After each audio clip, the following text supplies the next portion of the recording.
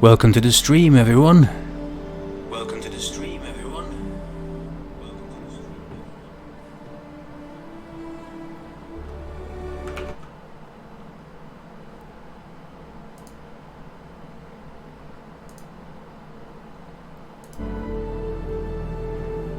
Today we're going to be playing some Star Citizen.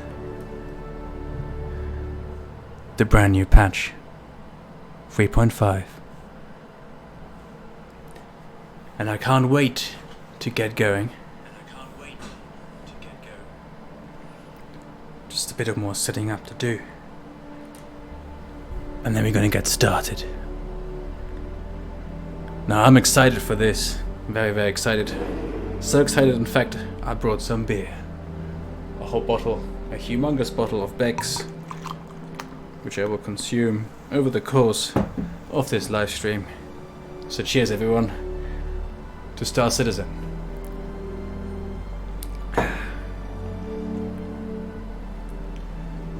To more progress.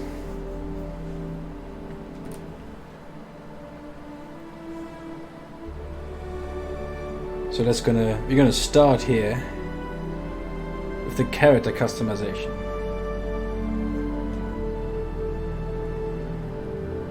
And see what we can do there. Are we all ready? Okay, let's do this. We're going to go for a female character. No, a male character. Right. I guess you mix different heads. This is how this works, right? So that's what we're going to do. We're going to mix some heads. I think we should choose them first. Okay, so right now this is not looking right.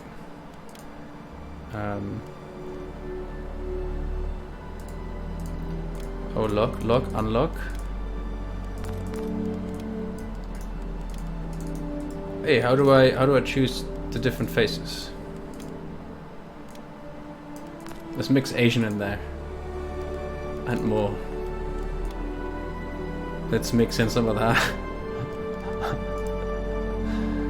Let's get rid of this guy. Let's just go for Asian.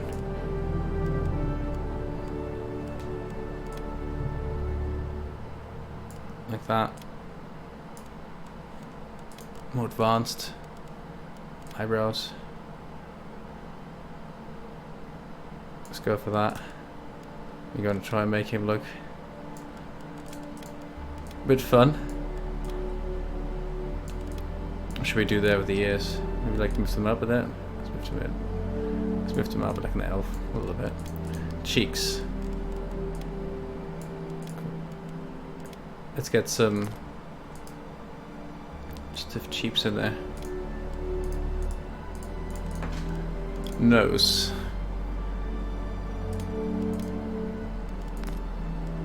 Yeah, some of this, mostly this guy.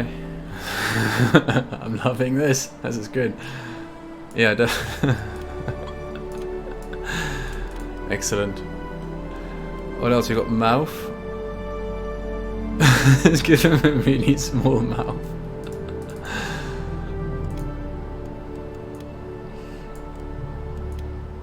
Is this the smallest mouth we got? Okay. Jaw. Ideally, we want to go for like a small jaw because we're really big at the top, and then we make everything really slim at the bottom of the face. I guess that's what we're going to do. Maybe make it long.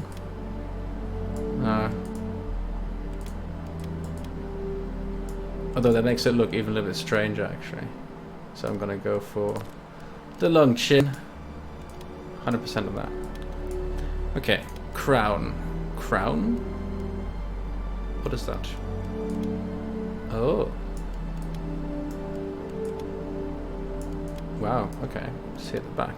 Like, well, big, I guess. Like, yes. Idomy. Okay. Shall we make him... Let's give him like this slight yellow look. Just like that.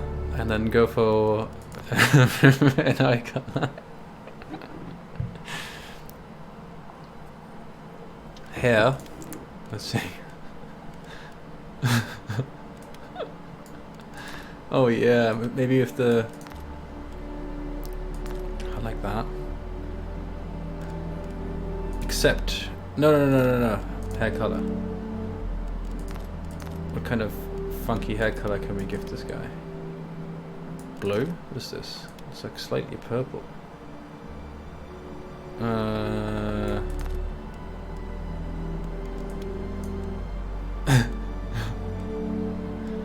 Okay, we're gonna go for the bright blonde.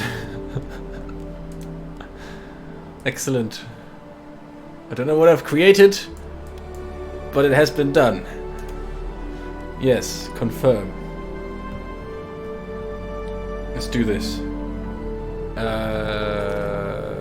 Stanton system in the European Union, please. Okay. Let's enter the verse. How many pirate ships can we... How many ships can we pirate? Because that's what we're going to be doing. We're going to be space pirates. Space pirates looking to make a fortune. And maybe screw up some players. We'll see what we do. It's going to be a lot of fun.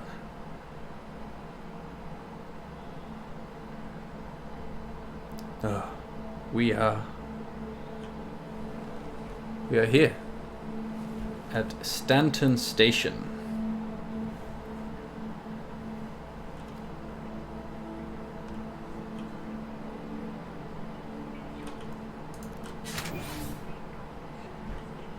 Been a while since I've been here. I forgot, where's everything? I think I have to go down here. This is the pod area where you wake up. Certainly when you're staying on this station anyway. And now here we are in the lobby, I guess. And what we... oh my god. Aegis Avenger Titan, Cutlass Dragonfly, and the Misk's Prospector. Well, we got quite a journey in front of us, so because of that I'm going to take a bigger ship. Because we're going to travel to the new planet. Your ship has been delivered to the following landing pad. And I believe that's quite far away, so CO2. Let's keep that in mind. Where is CO2? That way.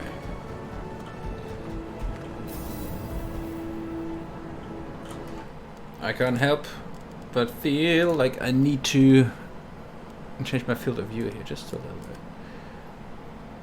Maybe up to 90? That's better.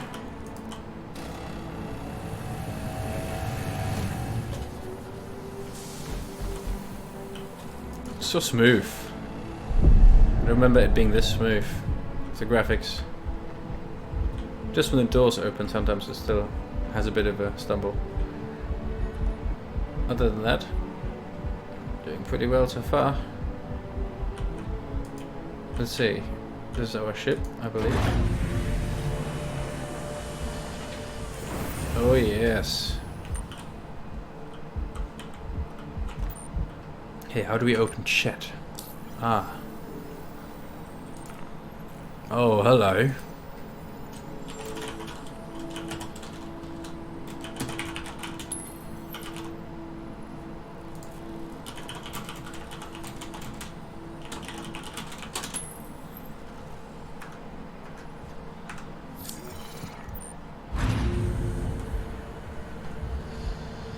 Oh my. I think I'm gonna go with you guys.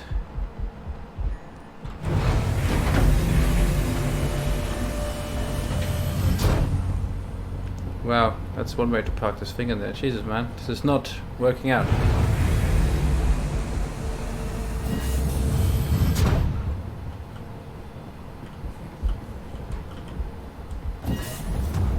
Oh god. Yep, it's definitely out.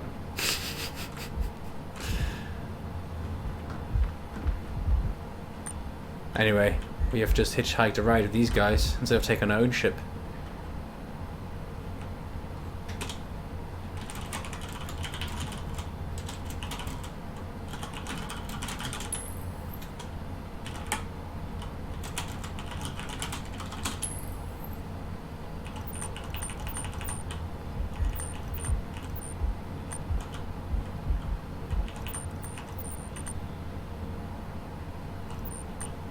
Is that a yes or no?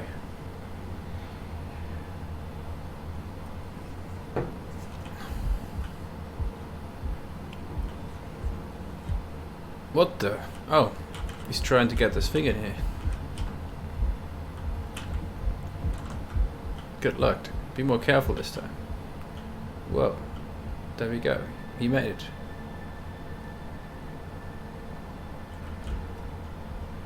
This is a speed bike, I believe. Oh. And it seems there's a bug that it definitely doesn't want to stay inside this thing. Forget the bike. Let's go to Host.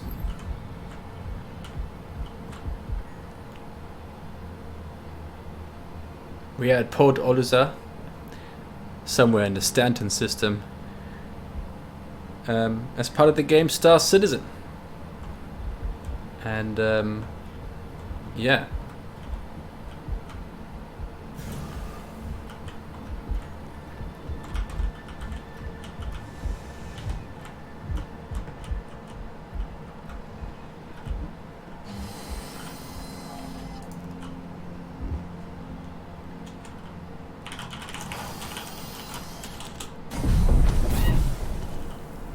Whoa. Something just blew up at the end of part of that station. I think there's a lot of new players obviously now coming into the game, and it results into some chaos, I presume. That's what's happening.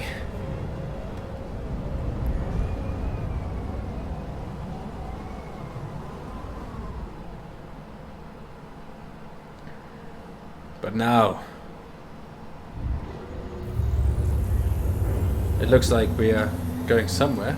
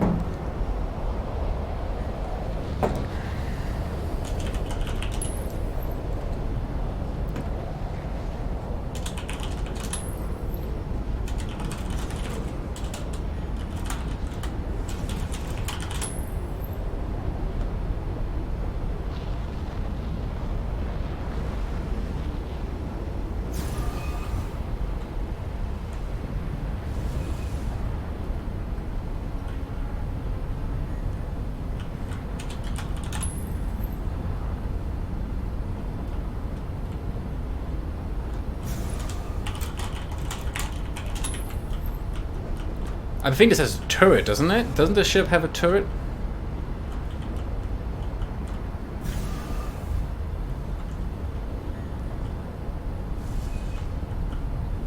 So you see, it takes about, what, 5 to 7 minutes to travel to the planet.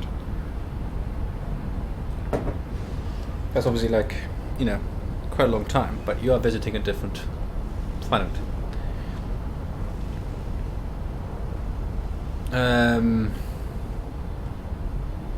I don't believe there's a turret, maybe. There's definitely like just like a cargo bay on this one particular. And then, oh yes, there is a turret. So let's have a look at the outside of this ship. as we're currently traveling here in space.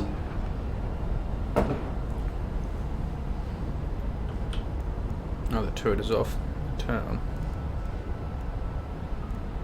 Where's the on button for this? Power. Ooh. We're obviously unable to use this weapon at the moment.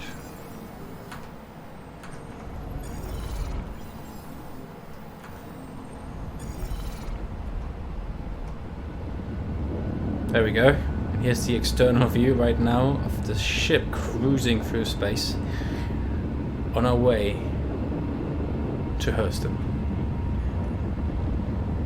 And you can see I am in the turret. That's actually me in there. I'm even like doing some of the movements. And you can see the pilot in the cockpit. That's me.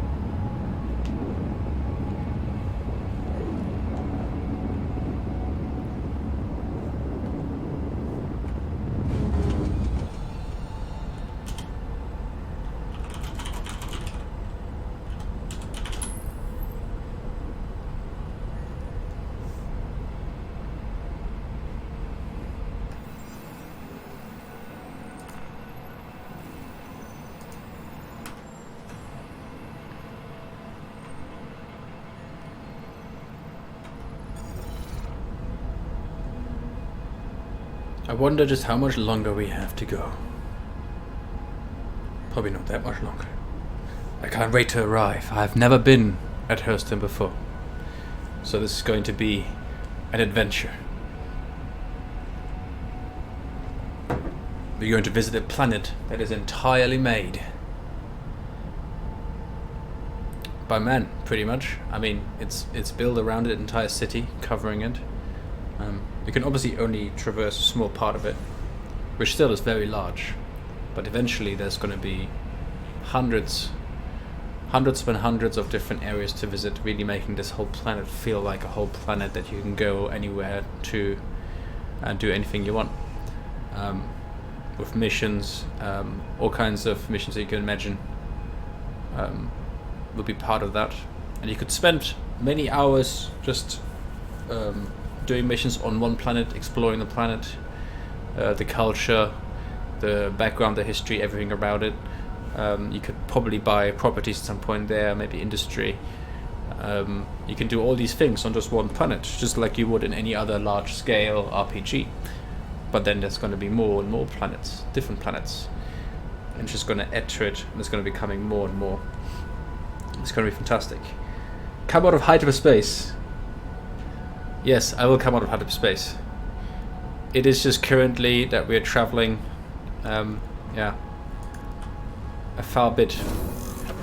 Because when the very first time that you started, you always start at the same station, which is Port Olisar.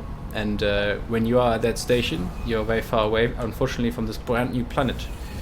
If you'd obviously do things around the planet, its moons and stations and stuff, it'll be much quicker. And then eventually you'll have bigger ships, and bigger ships will be able to jump much faster than smaller ships. So you ideally want to carry smaller ships and bigger ships. Yo. Okay. I like his uniform, the white. It's pretty cool. You know, and you can always take a nap if the travel gets too tedious. No, the beds are actually there for saving, so you use this to save in the game, which is pretty cool. As you can see, you could log out here, but we're not going to do that. We're going to exit the bed again.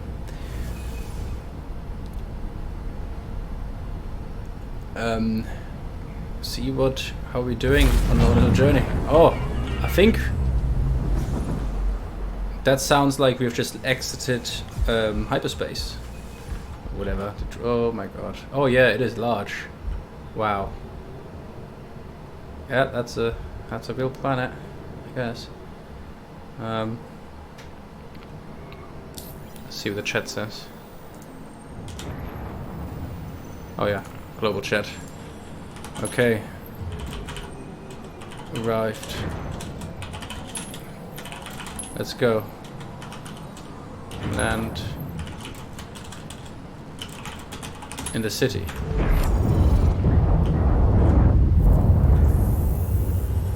Oh, I think he's jumping again. He's probably going to be jumping a little bit closer to the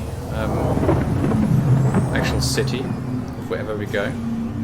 But I do want to see that from the turret, which will be much better look at that.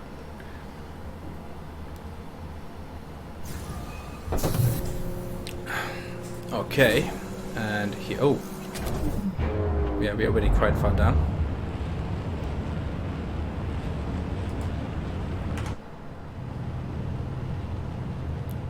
Oh, we are arriving.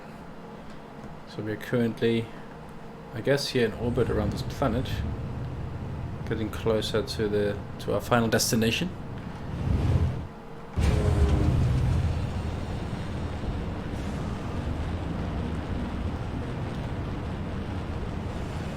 Okay, we're getting closer.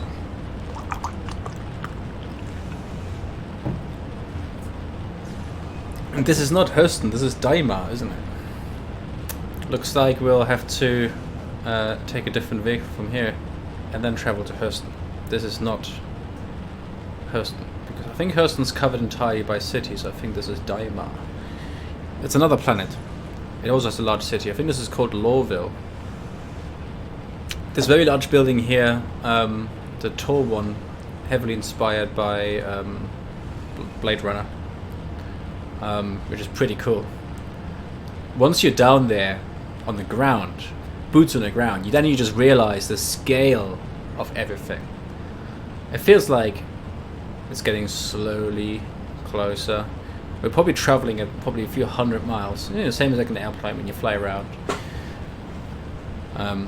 Obviously the speed is still very exaggerated in this game as it would be to real life, because it would be boring, because in real life it would take days, right, to make these journeys. I think we just traveled through like a atmosphere level there. Atmosphere layer.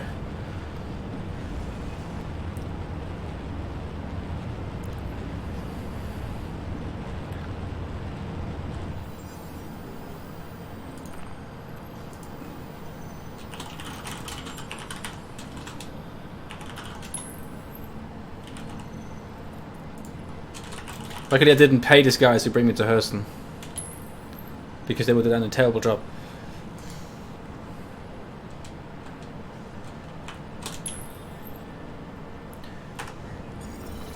Okay, I think we're getting closer to the landing here. Is the Tessa spaceport. This is the spaceport here for Lorville, I believe this is. And we are going to be, what looks to be, requesting a landing.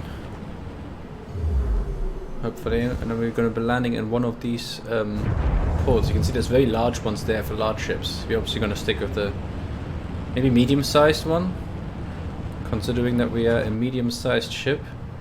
Oh my god, what is he doing? Is he just going nose first into this? He didn't get permission for this, did he? He's just going in here. Well, that's one way to get it done. It works. Good job. You know, if it works, it works. Can't argue that. Okay, we have arrived. So the ship is just going for its landing procedure. Let's see. Let's see what we got. You want me to go and kill people? Maybe I will go and kill some people. I have to go to the right locations.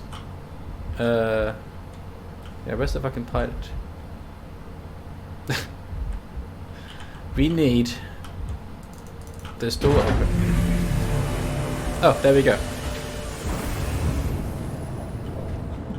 You know, this requires sometimes like access privileges. Oh, they just dropped me off. Okay, whatever, that's fine. I will find my own way. I hope. Floor 1. Should I go through here? No.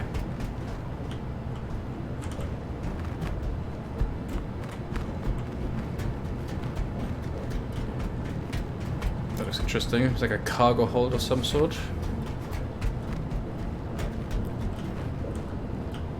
This guy is kind of badass. Ah. That looks like an exit to me. Arrivals. Hello. It's like an airport, just slightly more intimidating. With people with machine guns and everything. So, let's call the elevator. Nice. And then, what, go up, I guess. Tessa spaceport. Okay. Now we're using the lift here to get up. And see what we can find. I think this is Daimar, and I think this is City Lorville. Correct me in the chat if I'm wrong. If you know which place this is for sure, then let me know. Oh yeah, okay. I am right. It is Lorville. That's quite obvious. Oh, look at that. Look, they still got the NPCs standing on chairs. They need to fix that. It's the, you know, why sit when you can stand, right? Keep in mind this is still alpha, and especially NPC systems is something that you work on quite at the end of the development phase. So you've got lots of AI, it's not nearly enough, it needs to be a lot more. And they're going to be a lot more active in the future, doing a lot more active things, and respond to you, and you can talk to them, all that kind of stuff. That's what we used to, but look at this view, I mean, wow. And this is not just like, when you see other players fly past, or even battle each other, you would see this with this window. It's cool. Okay, anyway, what we need to do, really, is to get to the ship ordering portal, which is here. And I'm gonna use it. I'm gonna claim back the Dray Cutlass, because I left that one behind.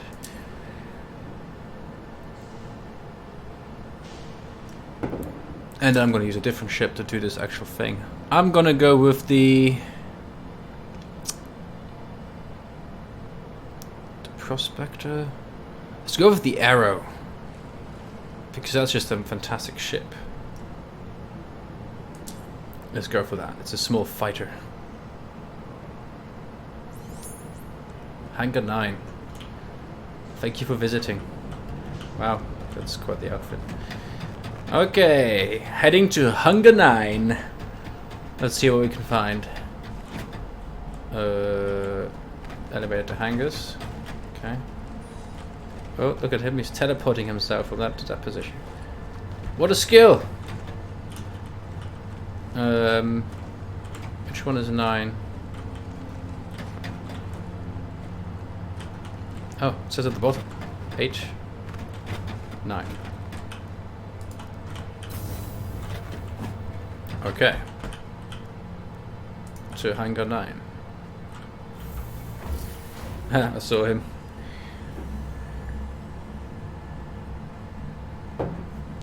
Probably a lot of players in the server because of the free fly event, which is happening currently until Wednesday next week. We have arrived. People sitting down. Like I said, they said the NPC system is still very much early stages. There's still like a lot more work to do on the NPC system, and the reason for that is because it relies on other systems that are still not implemented yet in the pilot seat. I think it's server side, OCS, and object container streaming, and some other things. A lot of server side things that need to be worked on, figured out yet, for this to come together and work. Engine on. Haven't flown for a long time. How do we do this? And I never flown this ship. It's brand new. Flight ready. Anvil Aerospace, all systems online. That fake horizon is slightly off. But we shall not be distracted by that. Oh yeah, and so now I need to request... no, how do I request... Was it comms? I need comms. Landing. Hailing landing. Oh, you can see there the streaming system for video showing off there. Okay, I think we're good to go. Whoa. Okay. Oh my god, this thing is finicky. It's like flying a mosquito. This thing better be fast. Oh, it probably is very fast. I love it. Okay, let's go. Way off. We're not going to hang around Daymar. We're here to visit Hurston, the latest planet. Okay, how do I put the landing gear up? Oh, I forgot how to do this.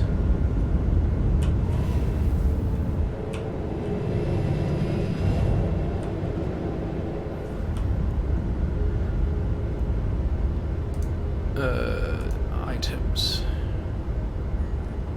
No. I'm not entirely sure. We're just going to keep flying. I'm going to figure it out.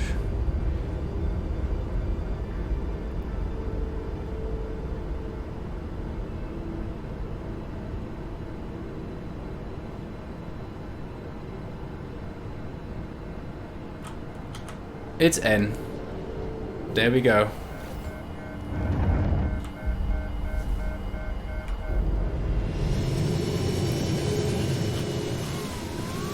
Wow. It is fast, alright. Let's climb an altitude. We got places to go.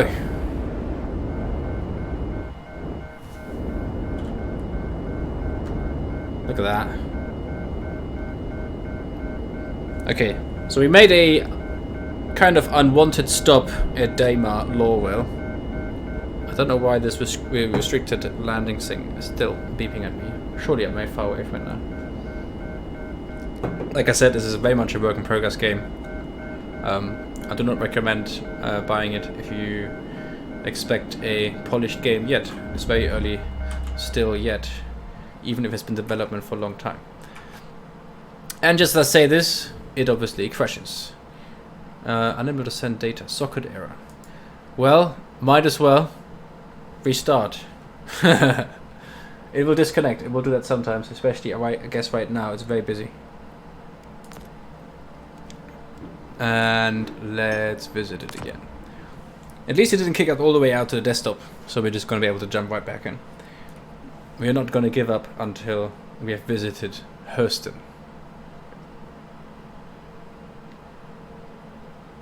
Yep, everything's early stages, everything. Well, that's how game development works. Once a game reaches 80-90% of the actual total things you have to do, then they start marketing it when they're quite certain when they're going to be completing it. Usually you don't show off a game or release a game in stages as early as this, but obviously this being crowdfunded, they kind of don't have a choice. But for the things that are broken, a lot of other things in this game are very polished. Certainly some different aspects and systems are starting to look very good. It just takes time for everything to come together, as these things do. Alright, let's go for this Titan. That sounds intriguing. Your ship has been delivered to the following landing pad.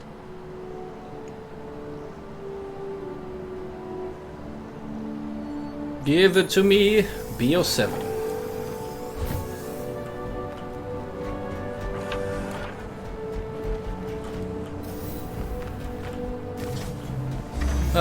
Okay, number 7 should be this way. I can already see it. What I would really like to do is get into someone's constellation or something like that. I think that would be amazing. Just amazing. Alright. I can already tell this server, this session seems to be a lot smoother. probably not as many players in this one as the other one. Because everything still at the moment is still very much server bound. There's another player running around, probably looking for his ship.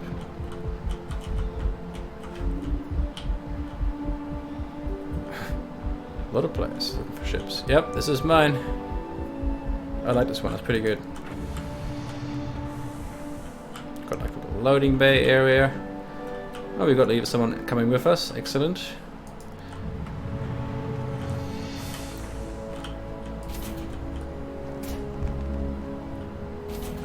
The attention to detail, I mean, it's really, it's something else. It's truly a next generation game. You can tell from these visuals. Even if it is still probably 2 years away from being actually... Hey, did you just take my... Did you just take my sheet? Is this truly my ship? Oh yeah, but left bracket to accept. Oh, I think I press and held delete, which does kill yourself. Oh my god. In case you're wondering, if you want to kill your character, press and hold delete. No, the backspace button. Well, obviously still lots to learn. Certainly how to accept party invites. Where's the entrance? Easy hap. Okay. We need to get onto a ship. Hello, NPC. Let's go into the hub area once again. Turn on the chat. Let's see what we can get going. I need a lift to Hurston.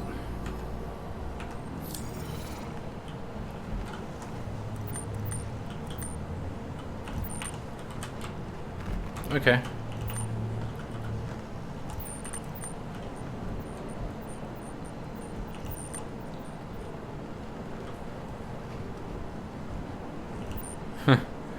I guess a lot of people will now just pick the female character because that's the new model they added. Finally, they have female character models, which is great. Oh. Okay.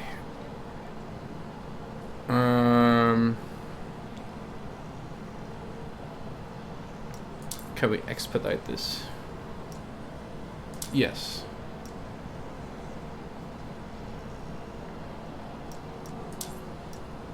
Ah, excellent. So we're gonna go our Drake Cutlass Black, and we're gonna get going. Your ship has been delivered to the following landing pad.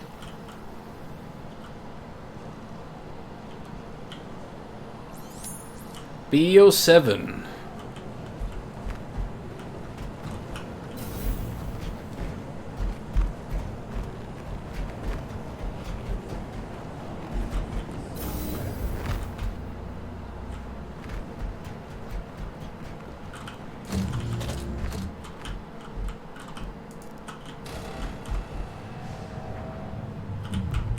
Okay, let's go to BO7. Where's BO7? I think it's up there again. So we head out. You can hear how the noise is different when you're outside. It's quite cool.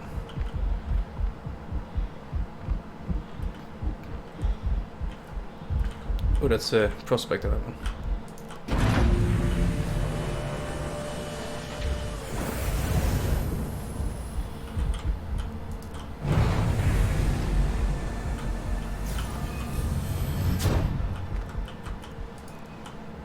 Entering pilot seat. Let's get going. Flight ready. Hello and welcome aboard your Drake interplanetary craft. Okay, here we go. Attention. Engines overheating. And? Okay, so. Landing gear. How do we get to the... I think we have to go on this, then we go onto the... That was like a map. I remember there being a map. Skyline. Ooh, this could be it. Oh, that looks very much like it. So here's Daimar. Daimar. We zoom out further and further and further. Oh boy. Is that it? Arcorp. That's it.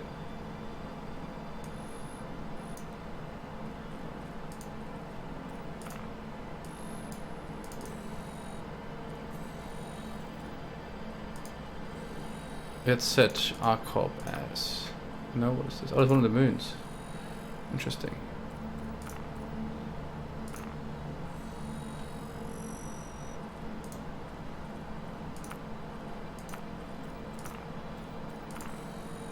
That's us. We're going to travel from there all the way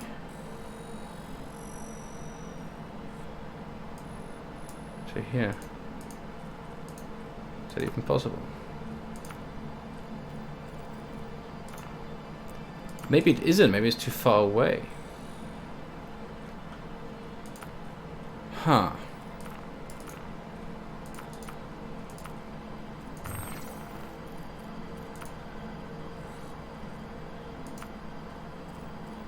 Yes.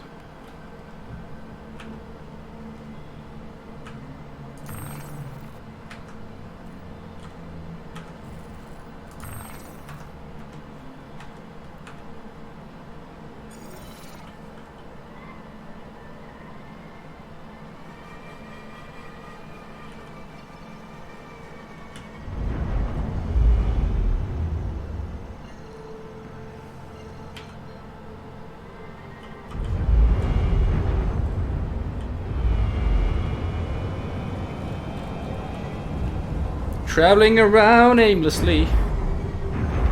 So I'm trying to figure out how to plan our journey to this new planet. Ah, that sounds more like it.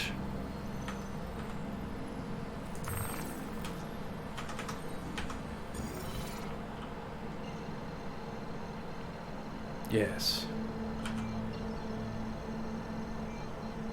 Calibration.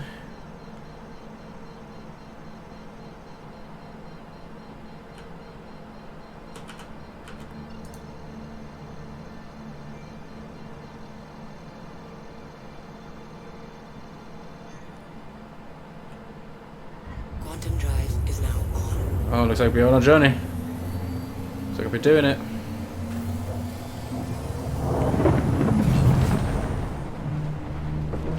It has begun.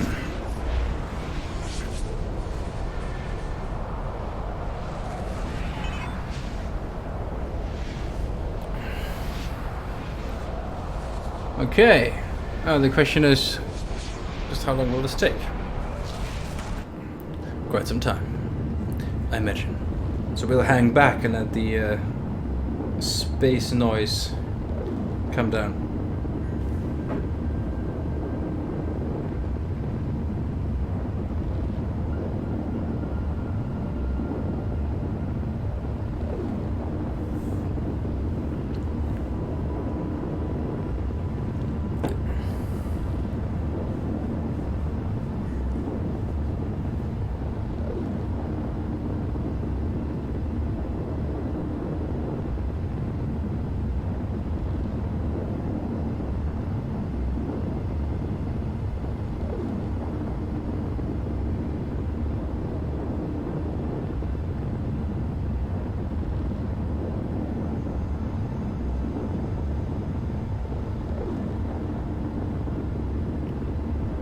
Currently traveling to Arcorp, the new planet added in Star Citizen 3.5. We've yet to visit it, and we soon will. In the next few minutes we should be arriving. And then we'll see.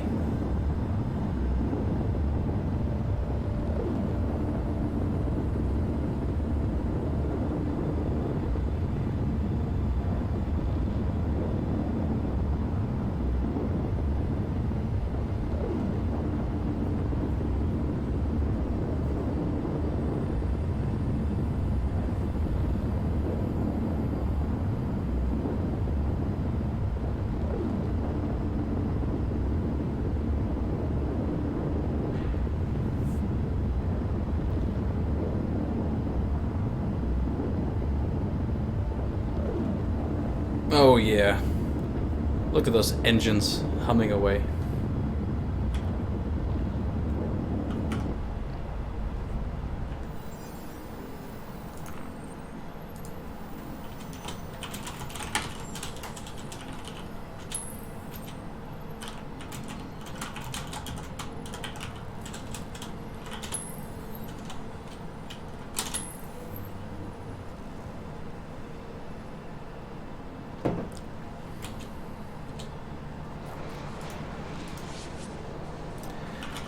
Add me to party.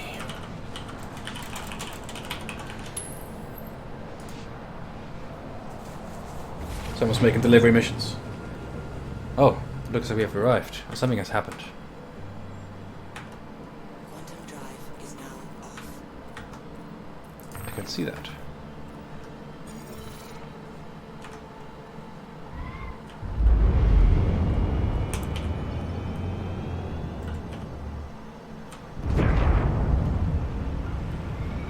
You're in a restricted area? How is that possible? Ah, there we go. Arcop. Come back. We still got about 30 million miles to go. Luckily, it goes pretty quickly once you're in quantum traveling. There we go, you can see it counting down now.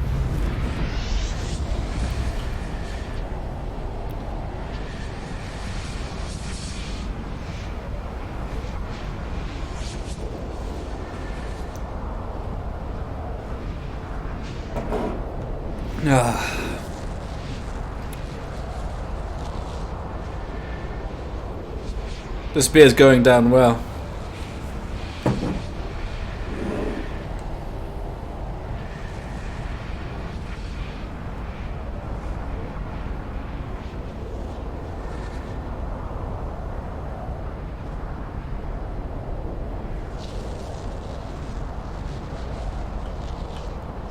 Let's check out some of these systems on this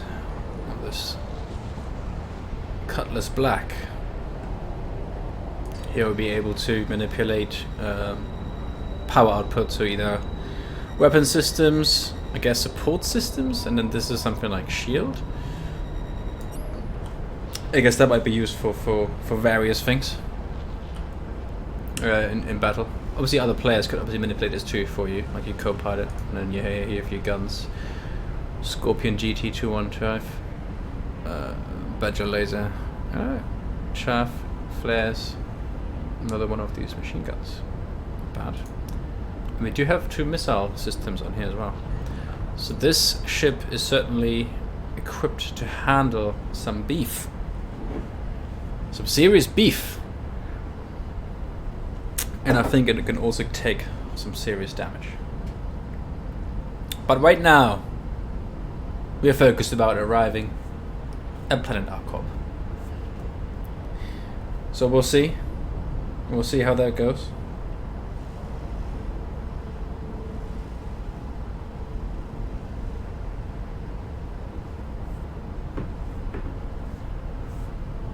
Some servers seem to not have all those bugs. Yes. See, they can already talking about the bugs. Just 18 all hangars. Full, 2 wrong hangar displayed. 3 ship retrieved too far.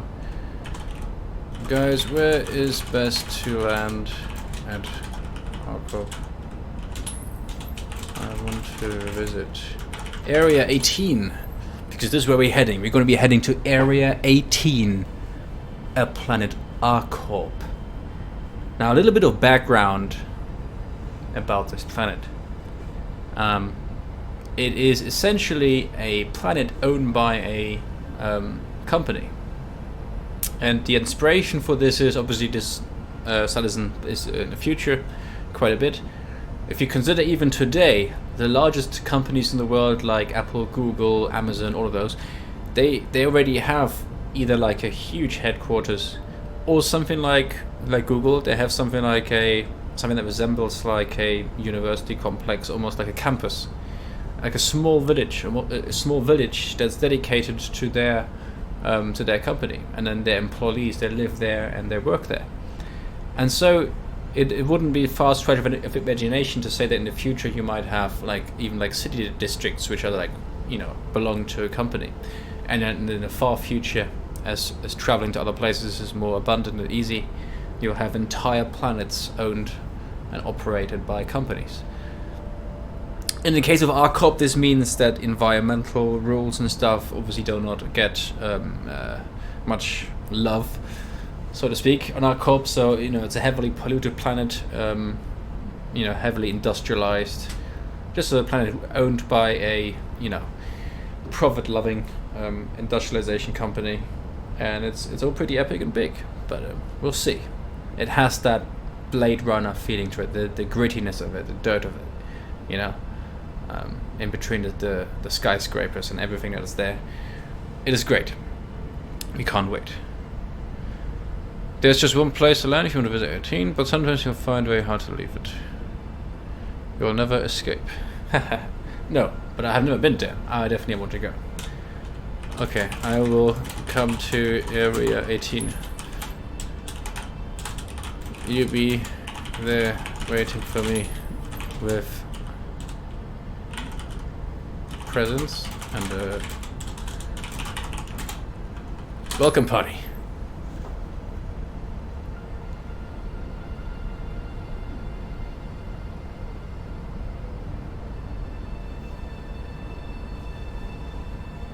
Yeah, I don't have a big ship either.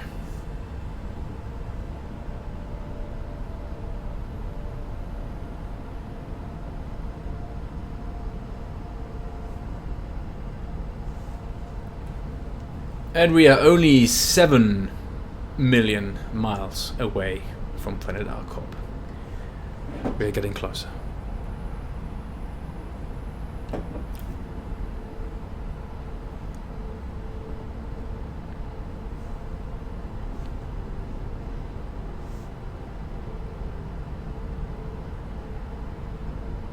And we should be arriving very shortly.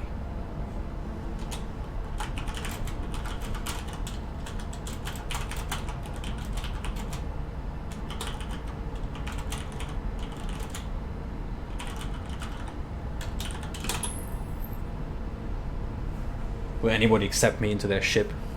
That's all I want.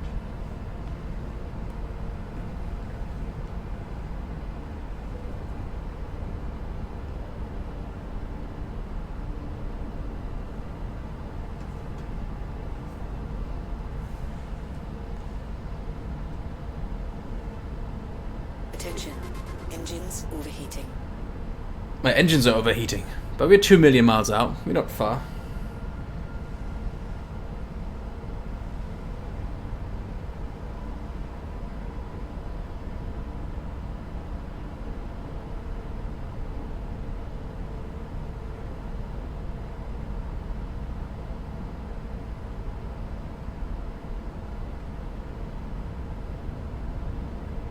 Are we getting there? 200,000 miles out.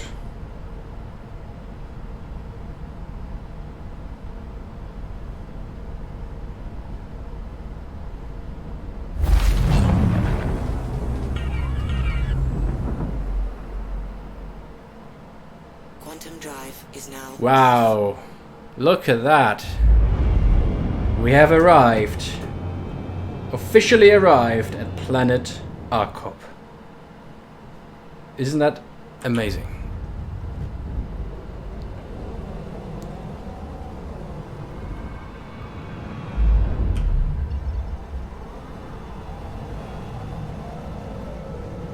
Area 17? We don't want to go to Area 17. Area 20? Area 18. That's the one. Quantum drive.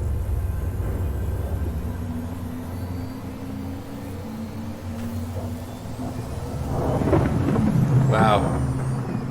I think we're like doing a small speed boost here around the planet. Yes, that's right. Oh, we're gonna come and we're gonna swing around. Because Area 18 is a little bit on the other side here. And here it is. Ooh, turning right around. I like it. Excellent stuff.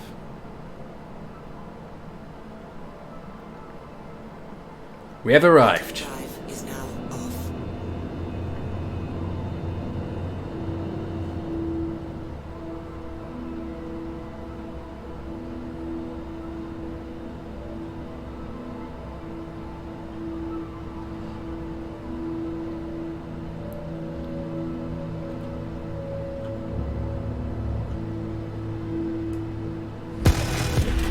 Wow.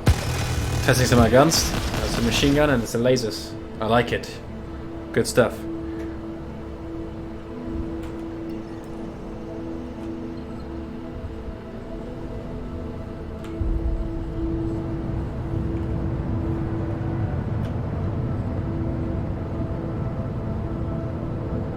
Just look at that. We are here, flying over the planet Arcorp and its giant city stretching all the way to the edge of the horizon. And as you can see, it is very foggy and smog, and that's just because this is a very dirty planet. And this is what you can expect from that.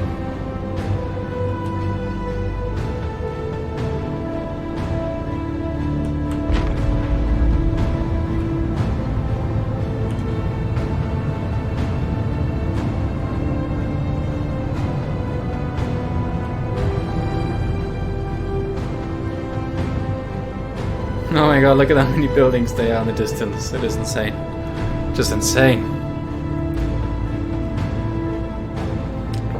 Absolute madness.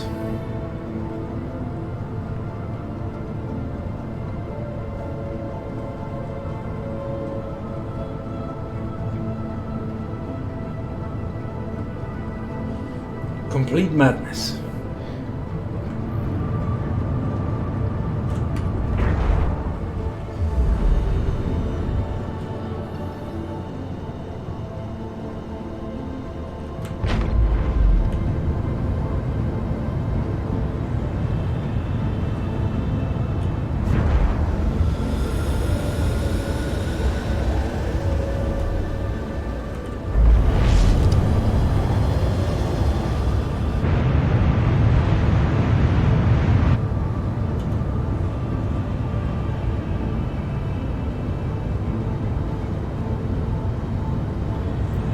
Looking around in the cockpit.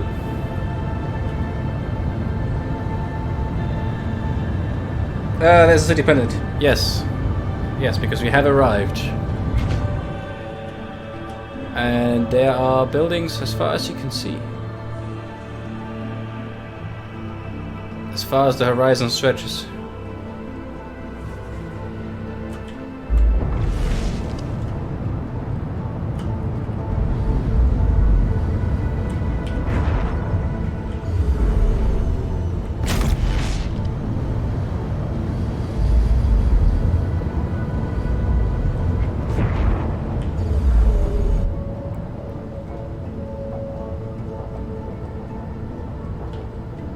Wow, look at all these planets.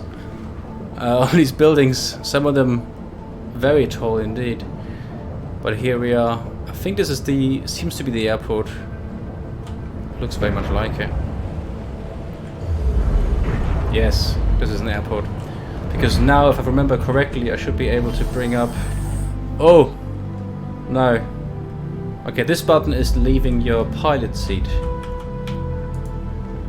Not ideal. So we will be entering our pilot seat just again. Oh, we also turned the thing off. Turn on the ship! Oh my god, we got a full... Systems are online. Oh, no we won't.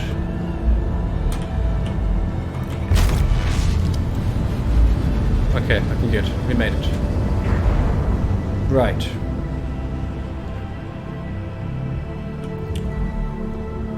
There should be comm systems somewhere. Is it items? No. Menu. Comms. Area landing services. That's probably them. Please proceed to assigned landing pad. Please proceed to assigned landing pad. Is it that one?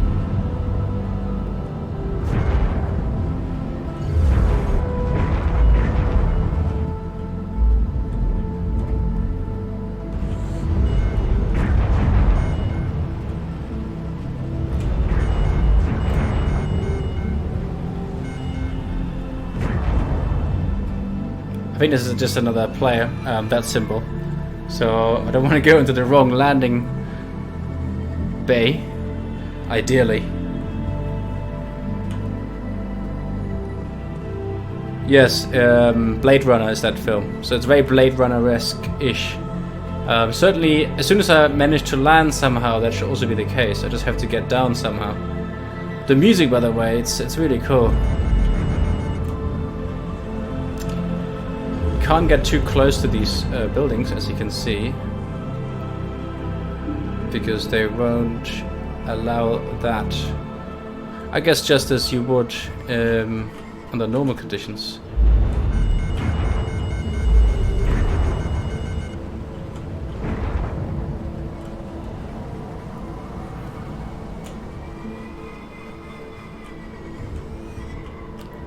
We'll still have to get a hang of this. Okay, when I press Z, I can free look, and then I can look around. That's useful to know. Still, I think I'm going to call the landing services again. That request has already been granted. The request has already been granted. Good, good, good, good. I guess you just expect me to know where it is. And I probably should know, but then I don't. I'm going to take a nice overview of this landing bay area here. See what I can find. There's 1, 2, 3. There's bigger ones there.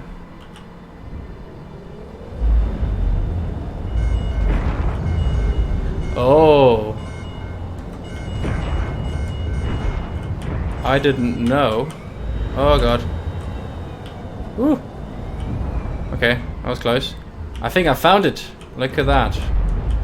And so you actually have, like, this is amazing. You have like a little entry here where you can go through the no-fly zone, if that makes sense.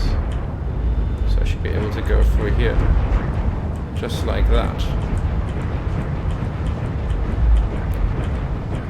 Yes. Okay. Landing gear.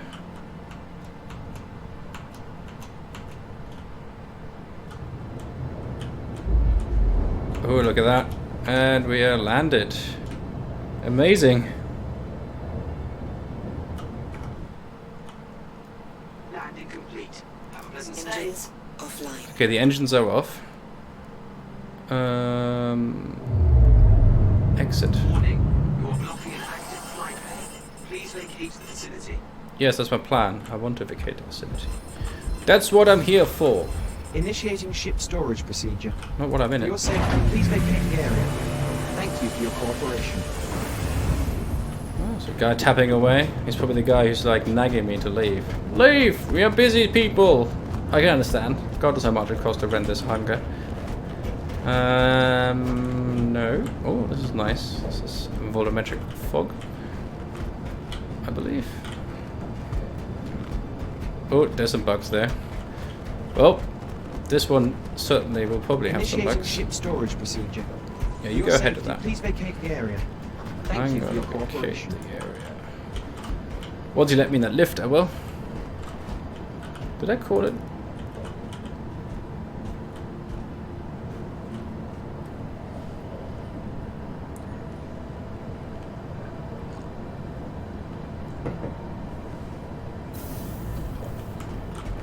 Whoa. Okay. That's an interesting elevator door. Oh wow. That is some high def advertisement screens. Do you see this? Wow. That is sharp. Interesting use of resources. Hello? I guess there's another plane looking to do his thing. Wow. Cross pulse. Restore, refuel, recharge. Hello. So watching the dev story last night, they were pretty damning about not promoting players. Either shit at telling you where to go or how to do things. Prompts are not priority apparently. Oh yes, definitely. Like, this is not by any means user friendly, certainly to get into the beginning. I guess because they're not going to make like tutorial system or something if they're still going to mess with things and like change them significantly in terms of how you interact with things or how things work. there's still like a lot of that is like still undecided or up in the air. So just like this guy that is like, should we do it like this or any different? And yeah, so but you know you kind of get the hang of it. And luckily, I keep turning the chat off, but it's here. There is the chat in the community can help. Yo, who is at Area 18?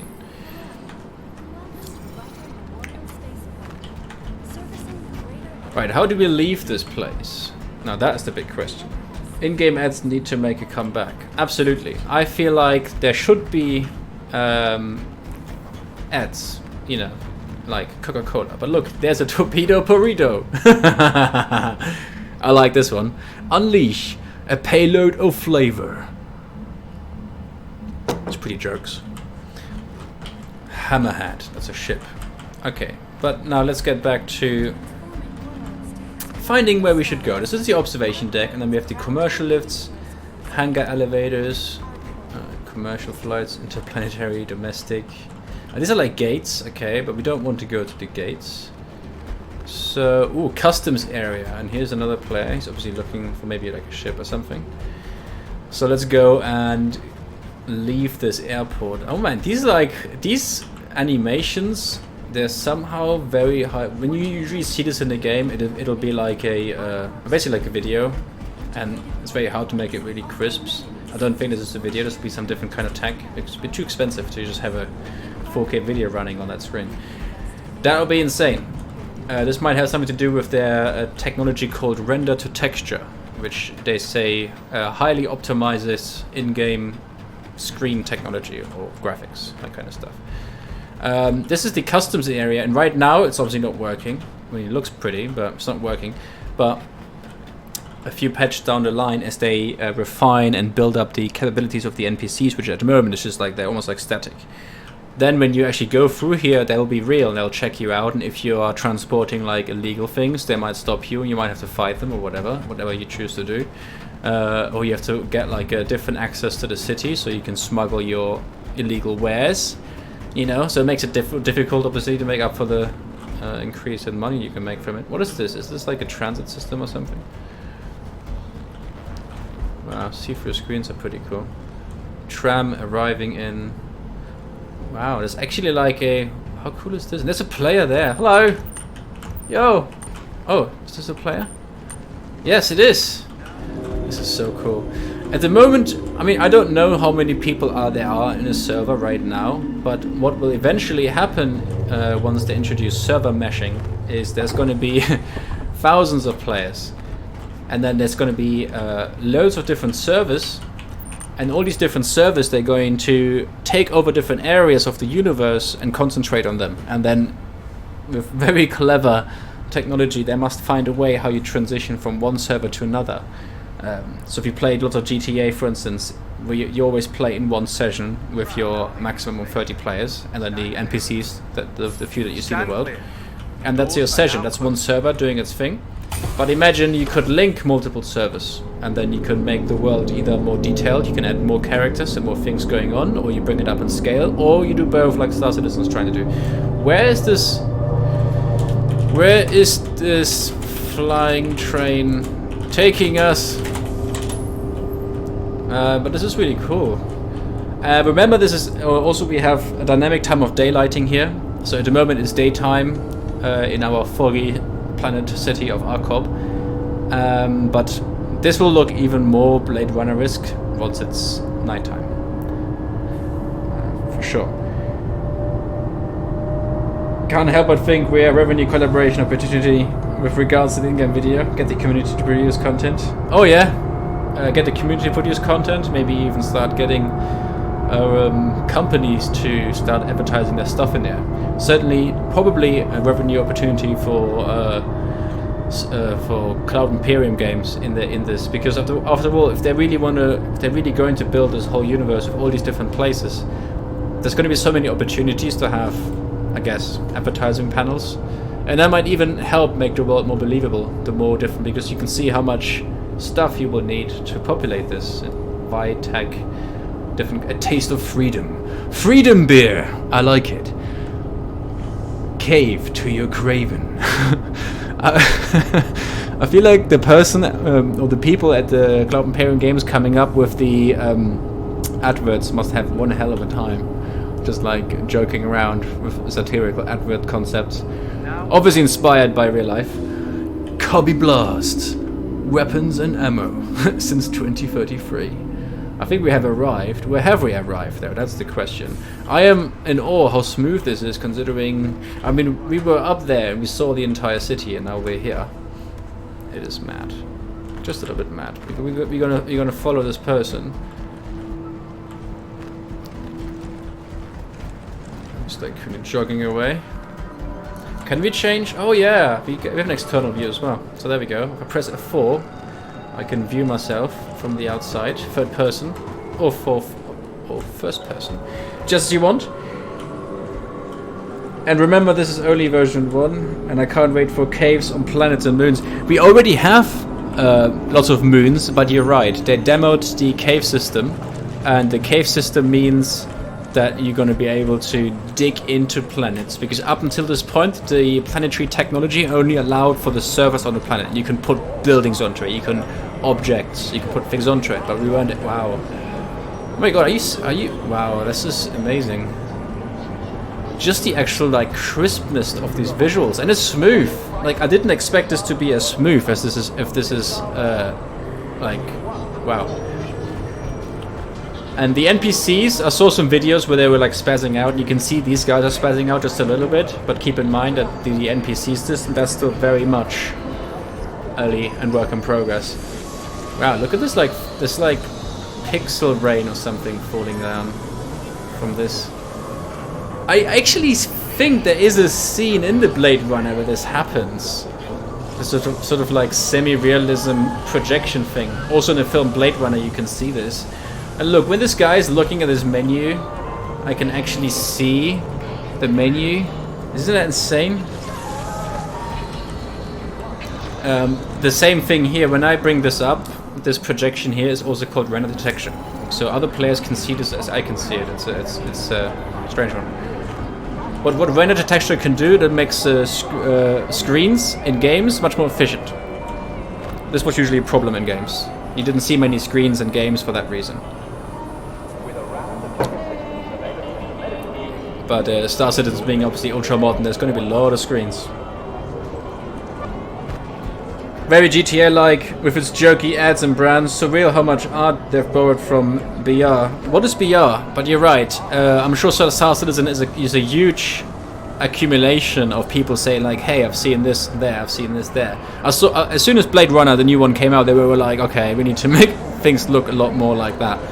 If I just stood here with this player character and waited, this sun spec that we see right now, this should lower and lower and lower, and it should like time-lapse its way down to the bottom until we're at night in this city. The City of Dreams. Whoa, whoa, whoa, whoa, whoa, whoa. What is this guy doing? He's like, I got a yellow box. What is he doing with this yellow box? He just went into this building, and now he's running around with this box. Into the Trade Development Division. Did you just... No, he's still going with his box. I'm gonna follow this guy. See what mysterious box he has. And I've definitely borrowed a lot from GTA as well. Captain Banana Hammock. Absolutely. Doomslayer. I'm not sure about digging. But they will be procedure generated caves and hand done in some areas. Oh yeah, I didn't mean like digging. I mean like that we'll obviously be able to go underground. Digging, no, not digging, but they'll be able to build cave systems and stuff, and this will just make it easier to flesh out the planets and moons, make them more believable, because obviously there would be some underground activities. It would be pretty to have all this great lighting system and the fog system, and then not use that to make some awesome looking caves, huh? Especially, wow, look at this. G-Log. I love the overall atmosphere of this. It obviously is lacking a lot of NPCs. Keep in mind there's no such thing as a skybox in this game. That sun is the real Stanton sun. Yes, absolutely. So you're nailing it on the head there, Doomslayer. The sun that we see up there, or saw up there, it is not a skybox like in 99% or probably every other game. It is actually the sun of this bloody system. star system, and everything will work as it should. As the planet spins, it actually spins. There will then be night. I lost the guy with the package, but this doesn't seem to be... Hello, he disappears into the wall. I mean, wow. The lighting is... Look at the hot dog stand! The hot dog stand has a 3D animated hot... Oh, look at the pizza place. Okay. 3D pizza. Does this look like a guy you would buy pizza from? It is crazy. No, I think it is crazy. It's just the concept. They're trying to wrap your head around how big this game is, or how small you are in relation to where everything is. It's mad. Yes, he does look like a young Eminem. He's like going to rap about his pizza. Hot, fresh, and delicious. The pizza is the best in the UAE. I'm not sure. I think that's fake advertising. Cheese and tomato, pepperoni and peppers, fresh made pizza in minutes. So it seems that hundreds of years in the future, they're still making the same pizzas that we do today. Doesn't that give you some of you some comfort, some overall comfort? Oh look, we even have the actual pizzas there. Look, they're not bad. These are not bad looking pizzas, which nobody will probably look at as closely as I have just now. What is this guy selling? He can't afford the 3D graphics. Seems to be says the selling Asian food, and he's clearly not Asian. You would think there would be 3D printed pizzas. Yes, absolutely. There should be like a pizza dispenser at this point. You put some coins in and boom, pop out the pizzas. But anyway, let's continue our little exploration here. Wow. Oh my god, we're so high. Jesus Christ. And you can see there's like traffic going over the roads. This is madness. It's just it's large in every aspect, both in scale upwards, downwards, in a distance, and then in the future it will be scale in terms of like you think. Okay, there's like a few people around here, but it's not exactly a busy place. There are going to be a lot more NPCs in the future. Because the server meshing system needs to be coming online. In case you're wondering why this is running as good as it is, even though I'm surrounded by all these like actual large buildings which are full of detail and complexity, is because the OCS, the Object Container Streaming, is handling that, and it's basically only letting my system worry or basically process what it has to process so that I can see what I'm looking at. Everything that I don't see or interact with should be deleted and shouldn't be in memory or processed. And then it streams in intelligently what it needs. Obviously, that can create a lot of bugs, which you see sometimes, but going down the road, this will lead to incredible performance, despite the outer kind of outrageous graphical fidelity that this game can deliver, or will deliver at some point. Anyone need some crew, ladies and gentlemen? I need someone with a big ship at area 18. Sometimes it appears in my hands there, but he's talking with me. Okay.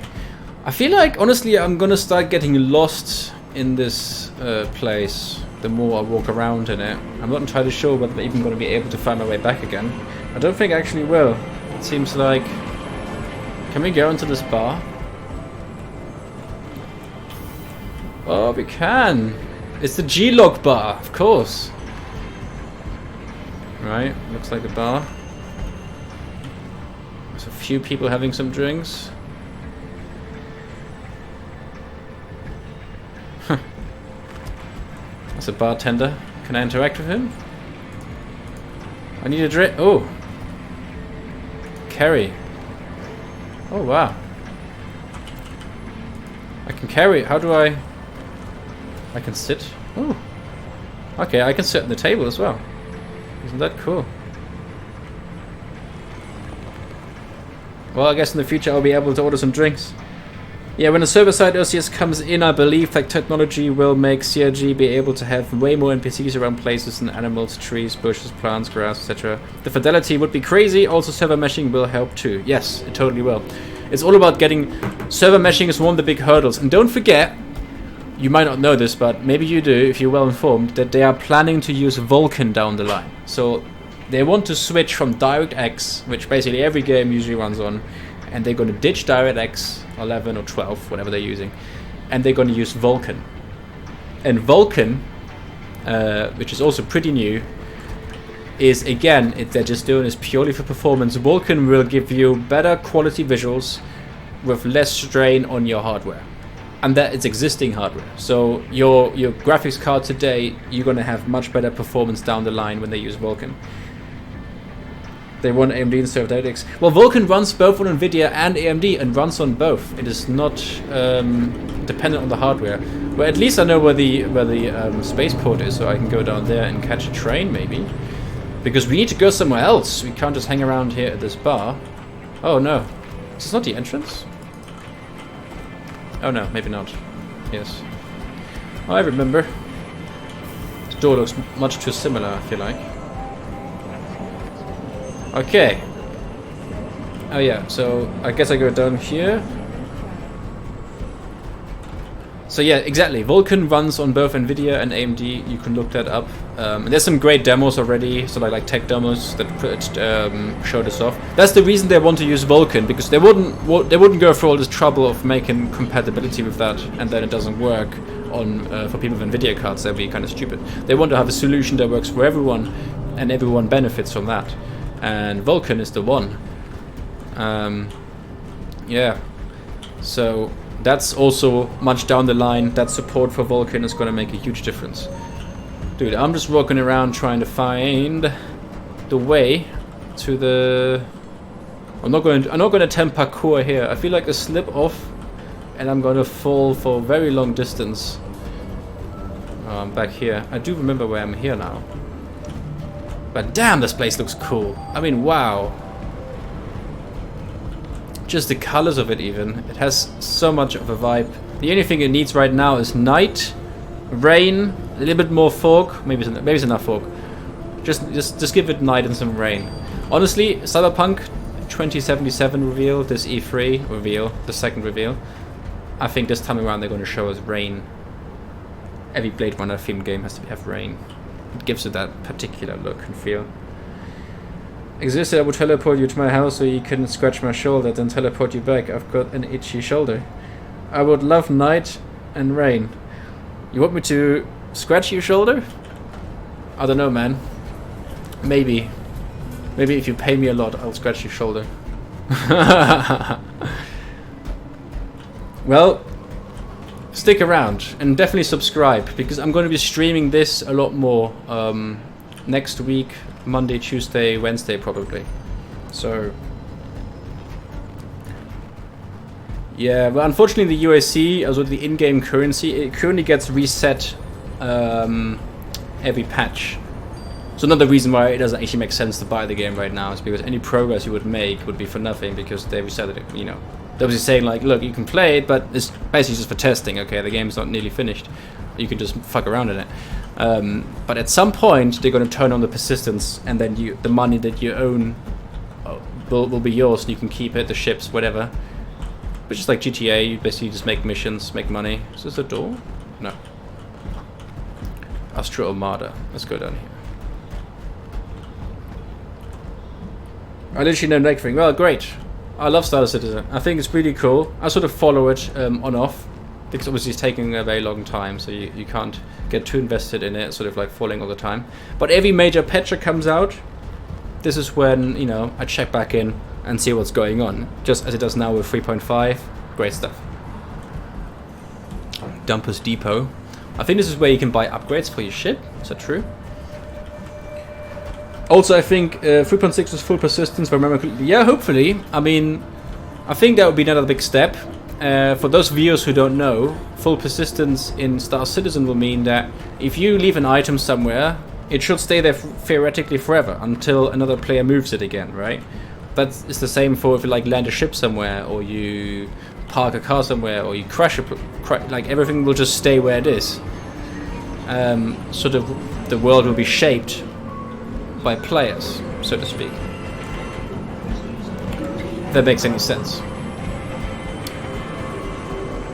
I first started like Christians and their Jesus books, reading it every day. I'm not sure, man. Do they read it every day? Why would you read it every day? That doesn't make much sense to me. Surely you, at some point you just know the Bible inside out and everything about it that's you need to know. You know it all. But this is looking good.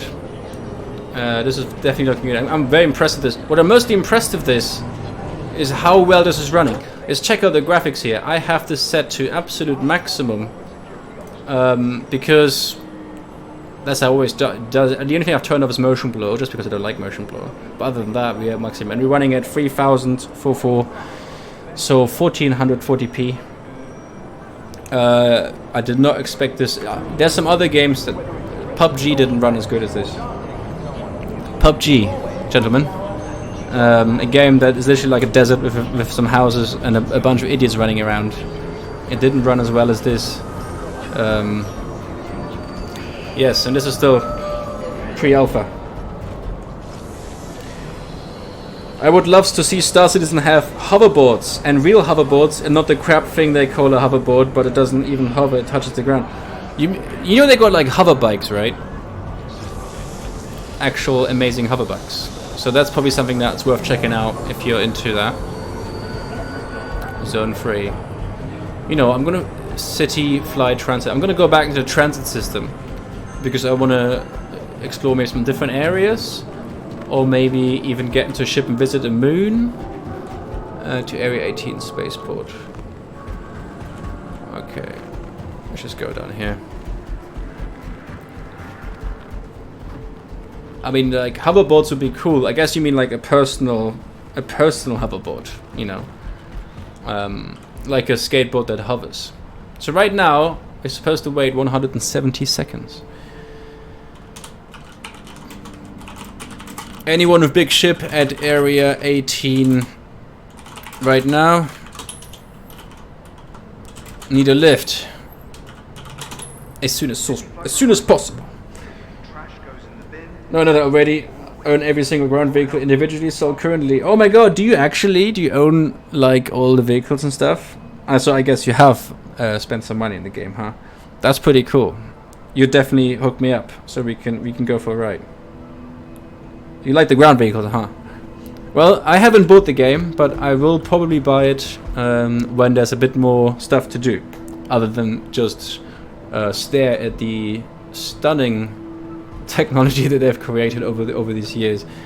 I mean, it's kind of nutty. And then once these other systems come together, you have to see it like, you know, it's like it's stuff coming together, and you can kind of see where it's going. It's obviously nowhere near that yet, but I feel like with these kind of things, a lot of it comes together just at the end, right at the end, and then you'll see. You have spent $2,628 dollars. Okay, well, you know, if you have the money, I guess it's your money. Then do go ahead and spend it. You're certainly helping them get the game developed. So yeah, well done to you. With your financial support, they're making more progress and get more awesome things to do, which is cool. So well done, Doomslayer. That's a lot of money. You think you're going to make a return on that? Do you aim to make a return on this? Do you think if you own a vehicle now or a ship, and then when the game is out later on or something, you can maybe sell that and make a profit from that? Do you think is that possible? Will the value of these things increase? There probably isn't even a way to transfer the ownership of these things, right? If you think about it, GTA kind of does the same thing. If you can buy these shark cards, you know, in Grand Theft Auto Online, you can buy shark cards which give you in-game currency. And with that in-game currency, you can obviously buy all the things. And I think they sell like 10 million in-game currency for like, what, 20 quid? 30, 40 pounds? I don't know how many dollars? $30? Hangar 02. Okay, just getting tram. So, there's my tram advising. Nice.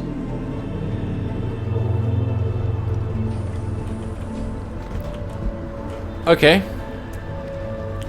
Well, I'm assuming you're going to be spending a lot of time playing Star Citizen. Certainly once it's more fleshed out.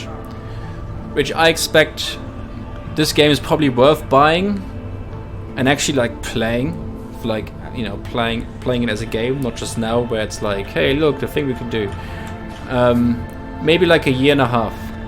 Stand clear. So I say 2020 is when this comes together. It won't be finished by then, but then it'll be finished enough that most people can just jump it, play it as a game, and then it just like gets more and more content and a little bit more polished down the line. You can already see now, this feels pretty polished. I had one disconnect earlier when I jumped in, probably because it was just a really full packed server because of the free fly event currently.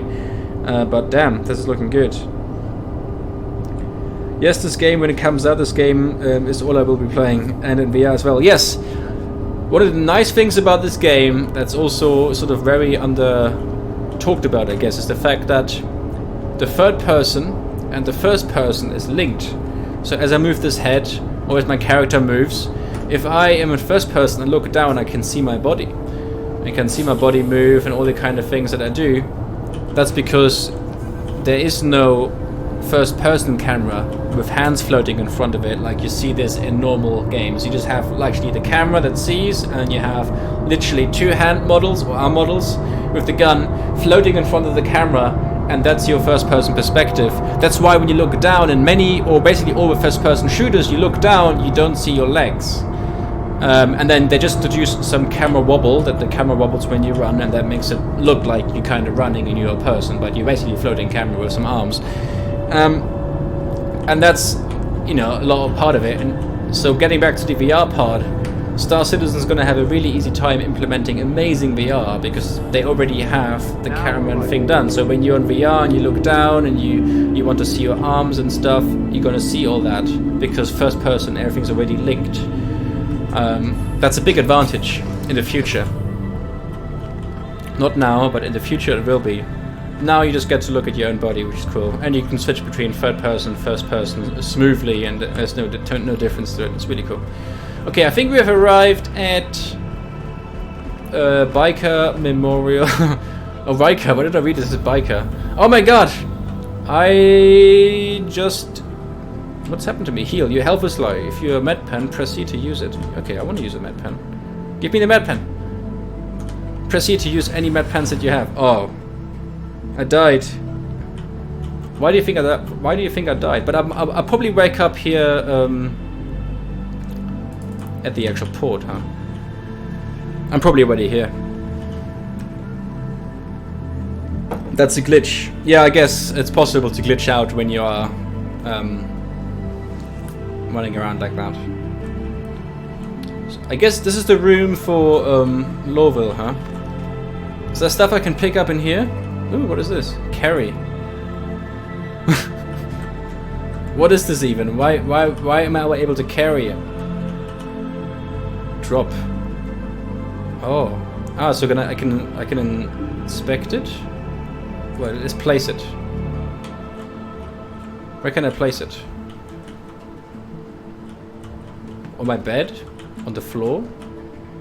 No. Let's go to this table here. And then place. Okay, I'm just gonna... Oh, I wanna take this and inspect it. A ready meal in a tin.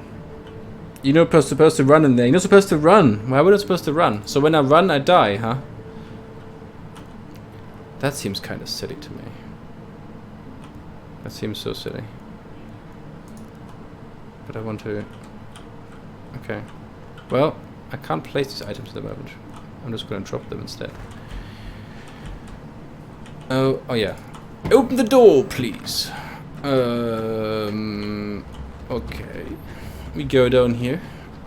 Another nice window to look over the city. Cool.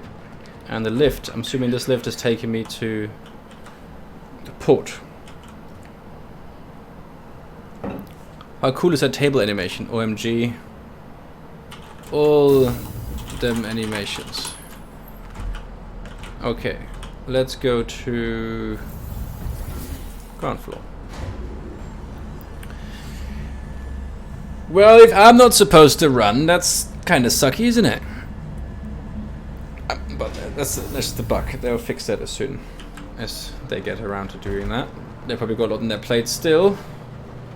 Ooh.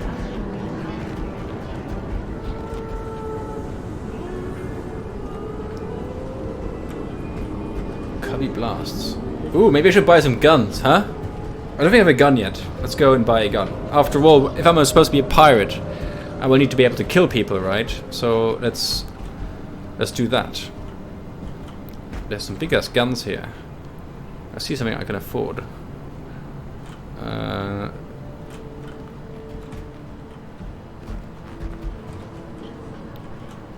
I'm going to take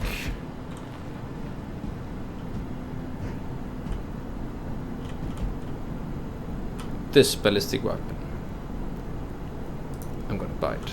Give it to me. Oh, my balance is gonna be very low for this. But yeah, I'm gonna go ahead of it and get this gun. This guy's just like, yeah, smart buy. He's a salesman. He's a born salesman. Okay, I have the weapon now. Nothing else I have to do. I guess if I check, it should be my inventory, right?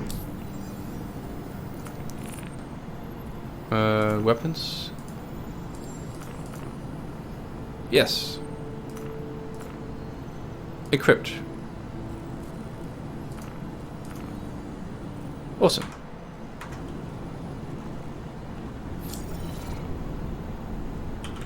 Okay, so I got this weapon. Happy days. I guess it comes with some ammo out of the box, huh? I'm assuming that. Okay. We're back at the 3D hot dog stand. I really want this to be night. I guess time of day is not quite as fast as I would like it to be. Arcor Plaza. You know, I really want to know where the station is. Zone 2. Should I go through this green hallway?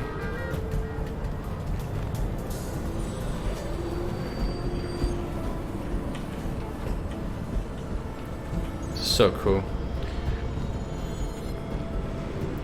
So you're saying you're not supposed to run in there, so as soon as I am back in the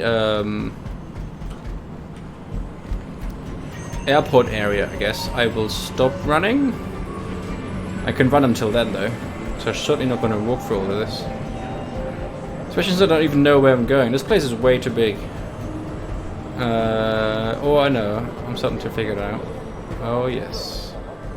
That's the transit system. And then from here I can go to the spaceport. And then I will not die. Because that is not good. You know what I really want to get? I want to get the Arrow, that really fast ship. Cool. Arriving in 30 seconds. Enough time to steal another zip from the Beck's lager. Doomslayer, where are you from anyway? Which country? Oh, wait, you already said, right? Because you paid US dollars. So I imagine you're from the Americas. Oh, the Anvil Arrow. You know that advertisement that they put out, the video for it? It's so cool. We look to the past to be inspired for the future. Or something like that. Something like that they say. Like in Canada, that's cool. I like Canadian people. Really cool advert. So I want to... Oh, hello, another player, of course. I want to try out the Arrow. I want to take it up into the skies over the city. And then I want to fly along the buildings as fast as I can. Just going along the city. And just see how long does it go on for. Surely, there must be a limit. I can't just go on forever and ever, right? It'll have to stop. Some of these people need to get some sleep. Doors are now closing. Unless he's locking all these developers in the studios, and then they are unable to do anything other than make buildings and props and more and more and more and more. Okay, so now we're just going to go to the airport so we can get into our little Arrow, if we can find it, and if we don't die in the process. I will take it slow. So if you're from Canada, It must not be too late for you then. I don't know. Is it like early for you? Midday? It's quite late for me. It's already 11 p.m. So I'm probably going to be streaming at most another hour until midnight. And then I'm going to have to call it quits for now. And then I'm going to be away over the weekend. I'm going to be traveling a little bit. But I will be back to stream Monday evening, like same time as now, basically. Tuesday evening, Wednesday evening. So the remaining 3 days of the free flight, I will be there and I will be streaming it for sure. Because I feel like I need to spend a lot more time in this to really get to see all the new things and experience all the stuff that you can do.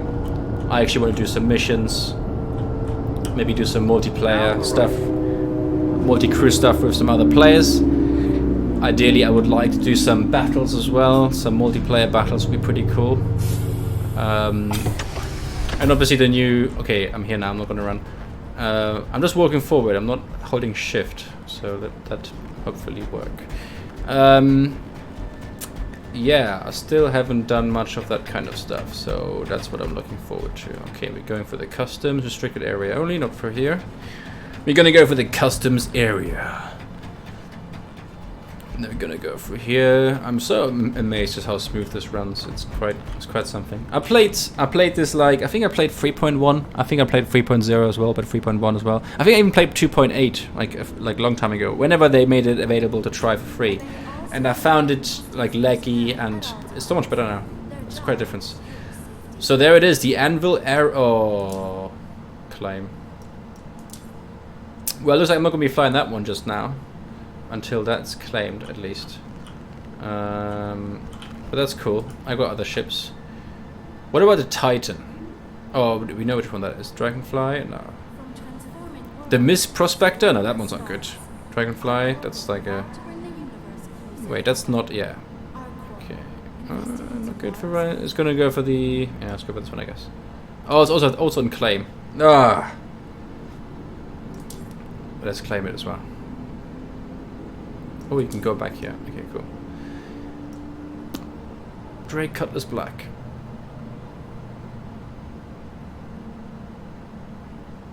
Hello, and welcome to Riker. Where is the Anvil?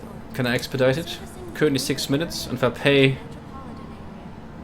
Yeah, I'll pay this, because I want to use it now. I will have to go around killing some other players. And stealing their stuff to make up for the financial loss that I'm incurring here. 30 seconds I'll have to wait, and then I can claim the Anvil Arrow and fly it.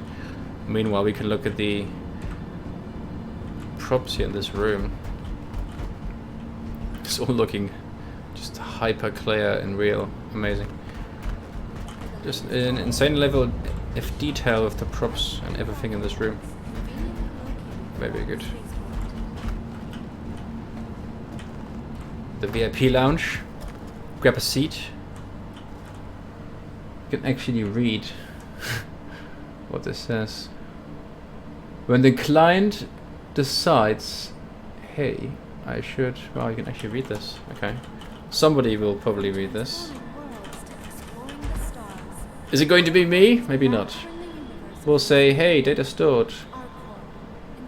I need to be removed, and data store has to do its thing, and then it will come to delete the player, and then it will remove the task. So in our little data store will come here, and when we first run through, it will go through here. It will. Data store is running. We have a player because we have his information, and the state is not disconnecting. It's in-game. Is this like a developer like rumbling or something? This is hilarious. This book. Anyhow, let's go back and actually collect our Anvil Arrow. There it is. Come on. There we go. Retrieve. Give it to me! Your ship has been delivered to the following landing pad.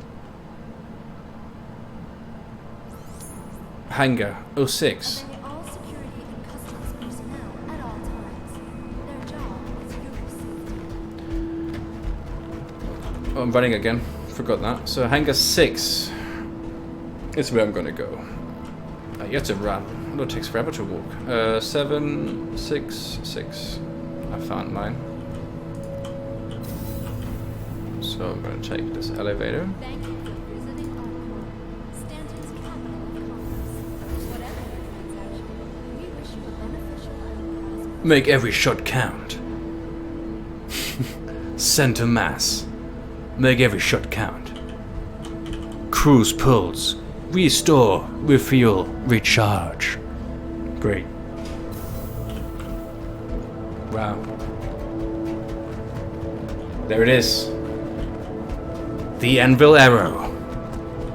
We look to the past to design a light fighter for the future. And so they have. Enter pilot seat.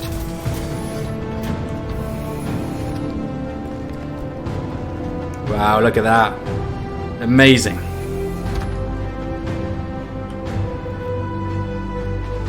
Flight ready. Anvil Aerospace. All systems online. Menu. Com systems. Landing surfaces. Shields. Takeoff complete. Engines. Is it open? Oh no, this is one of them where... Oh, I know. Wait for it. Oh, this is so cool. Yes! With the gate opening sideways, this is so amazing. How do I decouple? Is it G? No. Let me know if you know how to decouple. So I drift. But I can just do this, and that works as well. And isn't this amazing? Wow. Okay.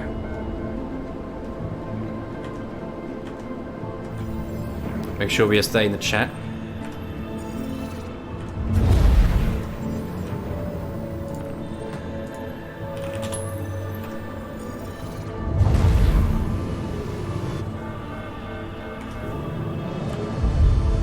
Where should we go?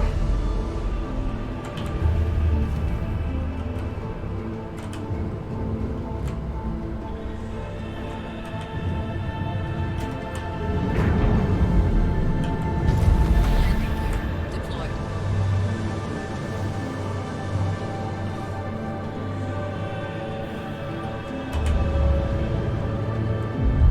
Landing gear raised.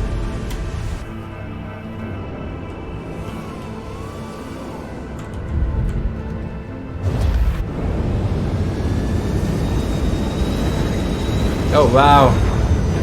I just realized that you can use the mouse wheel to adjust the power output for the engine. My god, Jesus Christ. I didn't know this can fly this fast. Wow. Okay, now we're going. Oh, it has boost as well.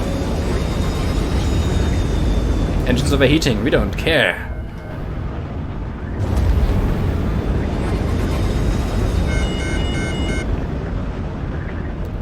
What's happening with the shadows there? Is the sun suddenly spinning?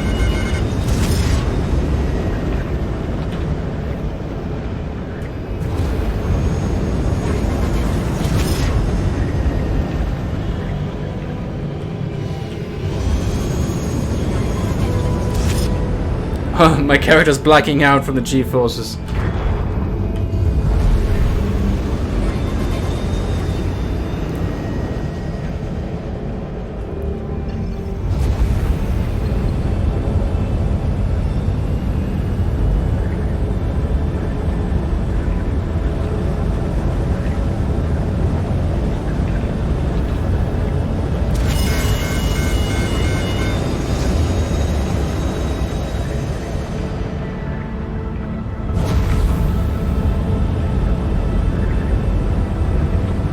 I wonder how close we can get.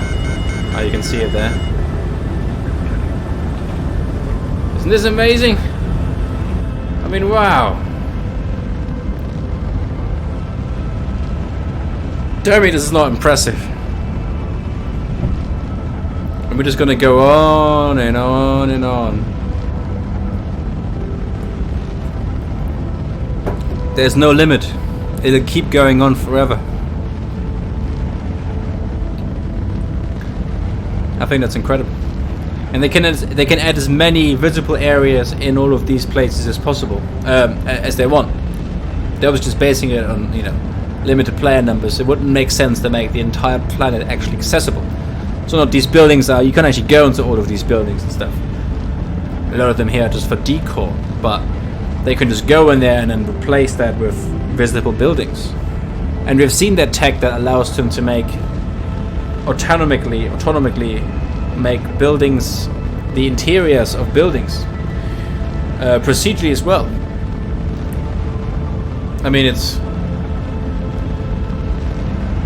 is mad.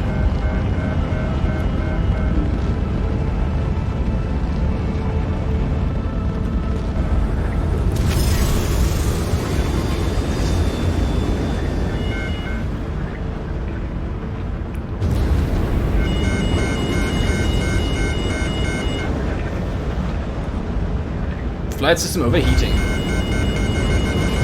This this mechanic is new with the overheating system. I am not familiar with that, how that works. But how do I stop it? So I'm just going to ignore it until I at some point blow up, probably. This is so cool!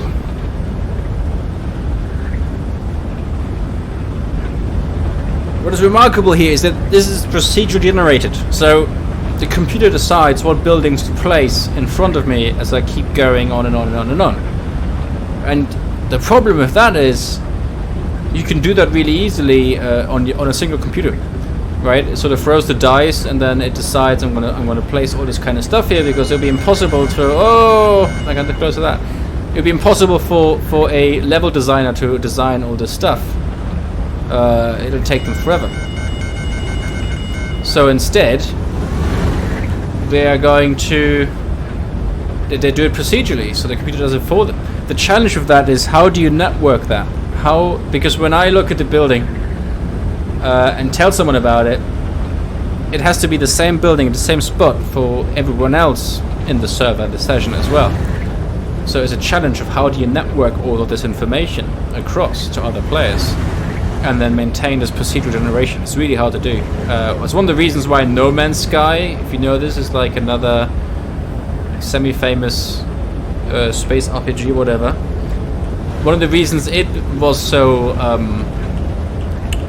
controversial in the beginning is the same thing. It was a single-player experience in the first 2-3 years. I think now No Man's Sky Next, I think it has better support for multiplayer, or has support for multiplayer, even if it's basic. But the reason it didn't have it is because mixing procedural with multiplayer is really difficult. Because procedural stuff is usually done just on your computer, like your CPU spits out a random number, whatever, and that will generate a random output for placing buildings or placing items in the world, whatever it may be. But not here. It's networked, and if I see something, then everyone else will see the same thing, and it still runs all very well, and that's super difficult. Just so I'm doing this like elaborate looping here. I mean, it's amazing.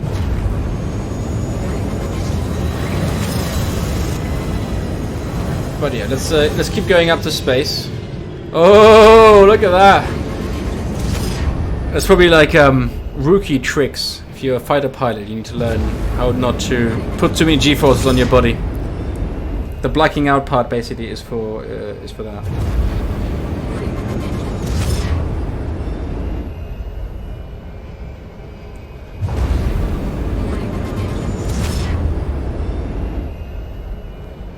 Oh, we're in space already. Engines overheating. Come on, give me a break.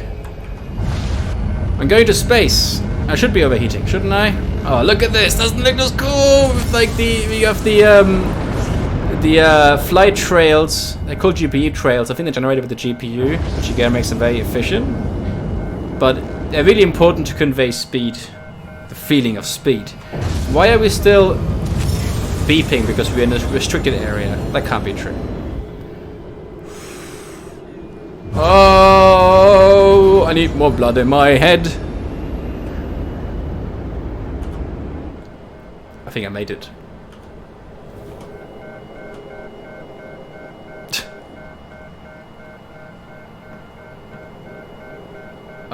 This is amazing.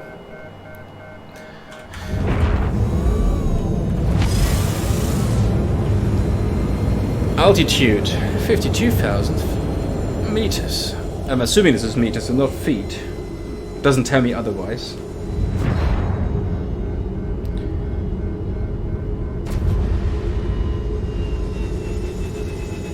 Doomslayer, any suggestions? What should I do? You know this game. You have all the land vehicles. Should I visit a moon, maybe?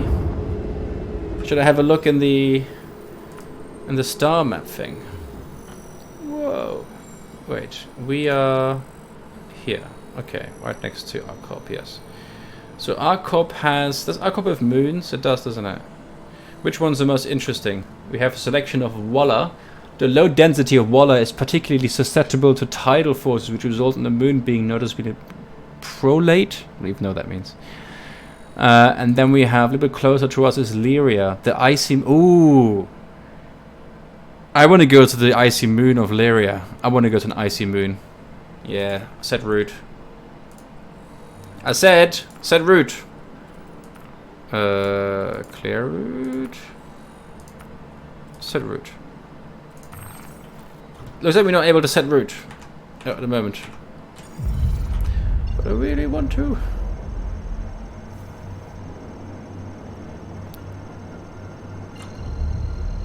I'm gonna go to one of these outlook posts. Get a better position here. A little bit further away from the planet. Maybe then I'll be able to jump onto the moon.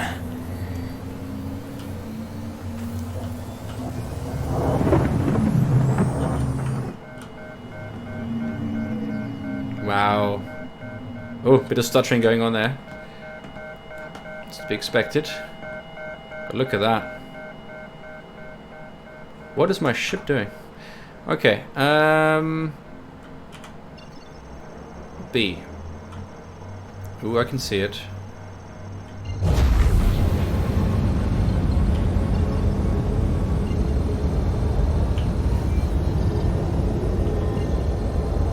L4.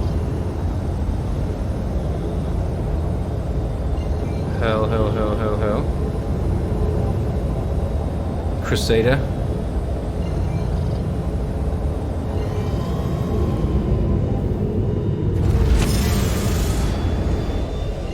Amazing though. See all this. Okay, let's have a quick look on the star map again.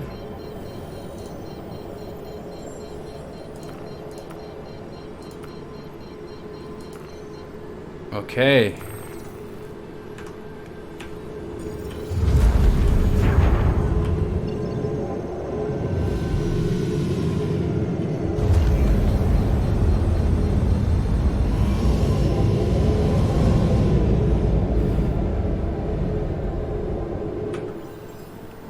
Okay, let's find this again. So we're trying to get to Lyria. Set route.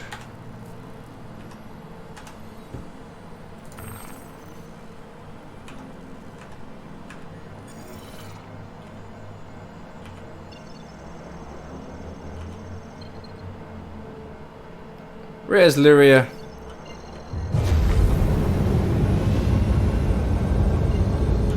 Oh, I think this is like waypoints. Okay, I get you, because it says 1 out of 2. So what I'm going to do first, I guess, we're going to hit this one.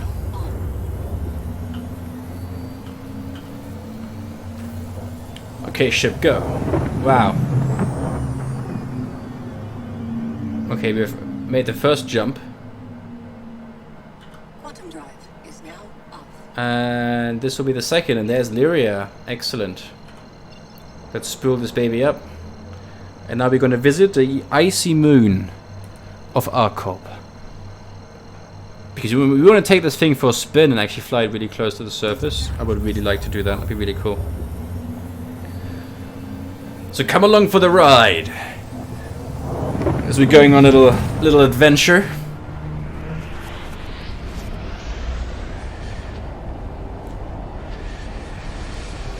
We're going there, we're getting there. Oh, wow. Ooh. Wow. That looks really cool. Quantum drive is now off. as if it was taken straight from like a NASA photograph. Seriously, this is so cool. So what I'm really curious about, because it's something that they've been promising and talking about a lot, is the fact that the sort of scale really like... So if I see something like, well, let's look for a really distinctive feature on the surface of this planet, okay? I want to go to the light side. Maybe we can just go to the dark side. So I want to get that experience as well. Let's see if we can find something that sticks out somewhat, somehow. Because as we get closer to that feature, we should be able to see this feature get closer to us. So I guess if we just go down there, you see this white little brighter area that I'm aiming at right now?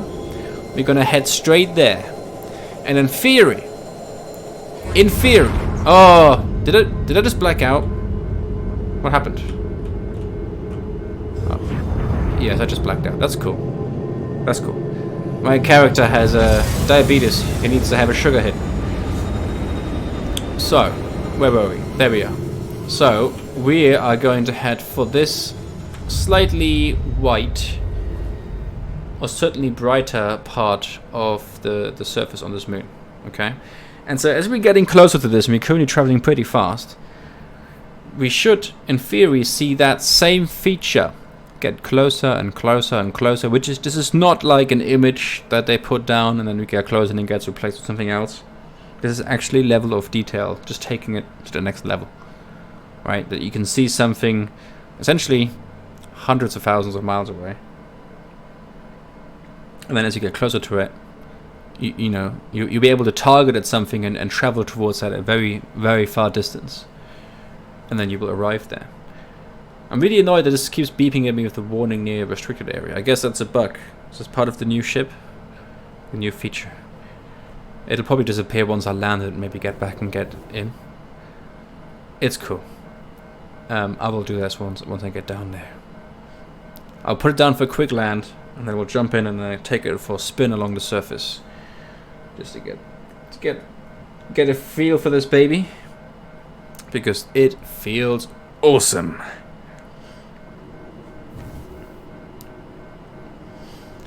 Okay. I need to make sure that I don't... Oh, I have to pull up. Put the brakes on.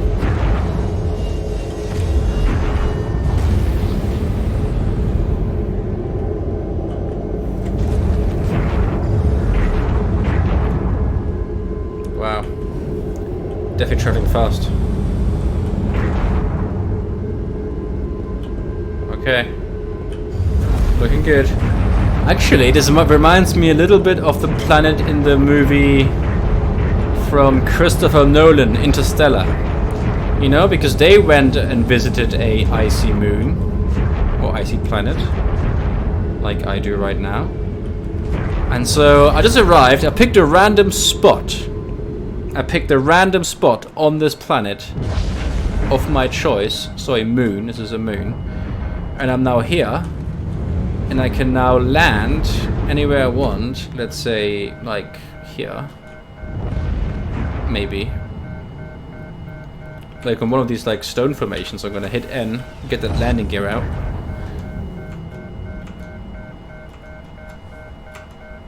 Okay. And here I am. I think we've touched down. Yes, we have. Not a bad spot.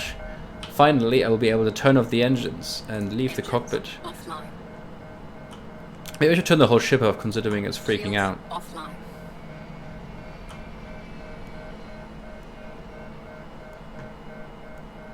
Okay, turn power back on, and then I'm going to Aerospace, all systems online.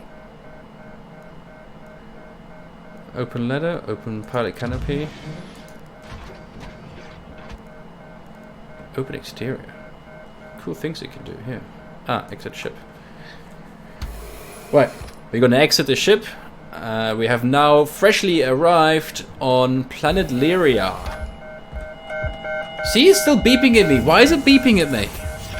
I am the legitimate owner, I promise. Whoa, I can't fall down this cliff.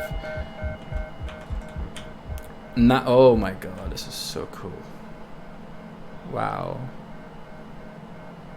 This is all procedure generated. This is insane. It's insanity. It's the only word that I can say.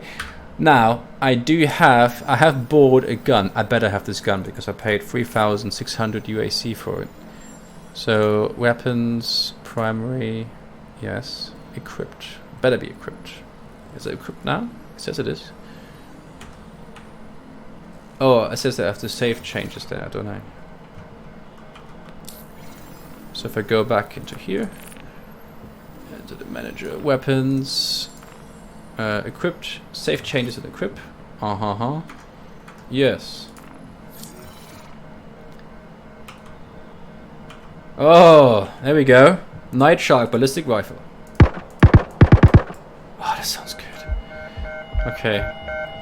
Now that we have established this works, I was hoping that getting out of the ship and then getting back into the ship will, you know, sort out the beeping. Let's get back in and see if we can turn off the warning, which is really driving me mad. Let's go flight ready. Online. Engines. Oh, it has stopped. Take off. I'm so happy. Welcome on planet Lyria.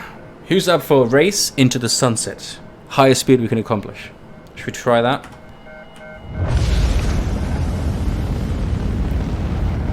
Oh, look at this! Full power. Give me everything you have. Oh my god, we're turning into a comet. Oh, this is so cool. Oh, we're drifting in the corners. Oh wow, okay. I really need to learn this, but this is cool. You can feel the atmosphere affecting the aircraft. It is amazing. Oh, not too low, not too low, not too low. Yeah, just like that. What about weapon systems? Yeah. Oh, I like it. This would be devastating, Ken. Look at this. In your face. Now, if I do this like a full stop, if I did this too fast, surely I would pass out, wouldn't I? But not right now. Let's keep going.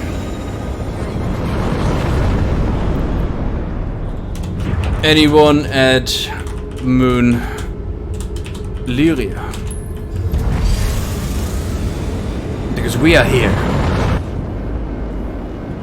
Should we go upside down?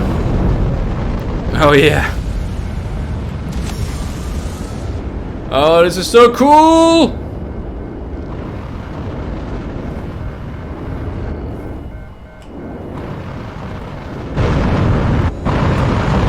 Oh no!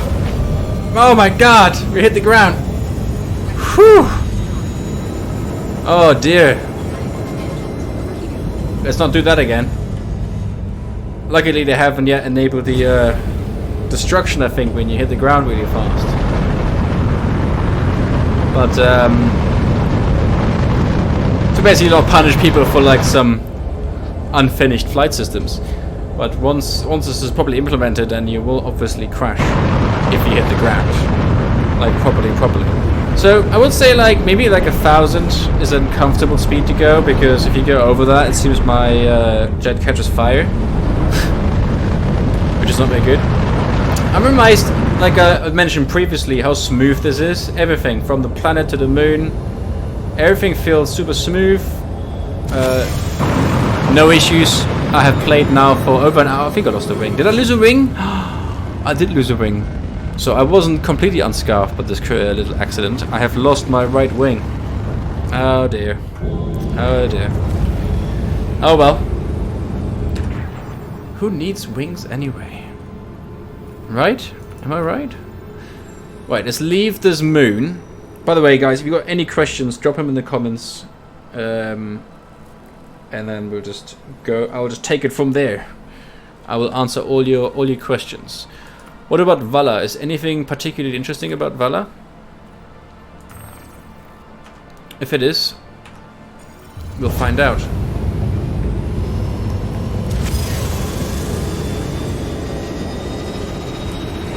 Alright, let's quantum travel to the next moon. This is the second moon that is circling around planet Arcorp, and I'm going to pay this one a little visit.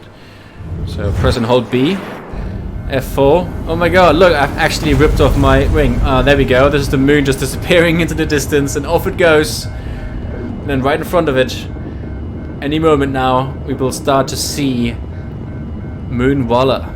The other one is gone yet. Yes, it's pretty much gone. Now just keep an eye at the front. Look at this. Wow. Welcome to Moon Walla. Are there like any stations on this, or is this like completely abandoned? I think there's stations on these moons, aren't there? There's something there. Arcorp mining area. Aha. I like it.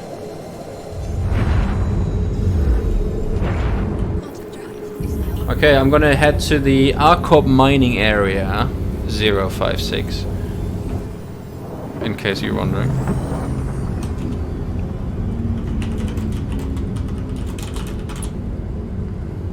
Wow.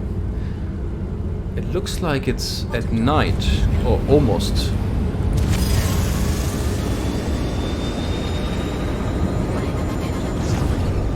Warning, engines overheating. I'm perfectly happy with that.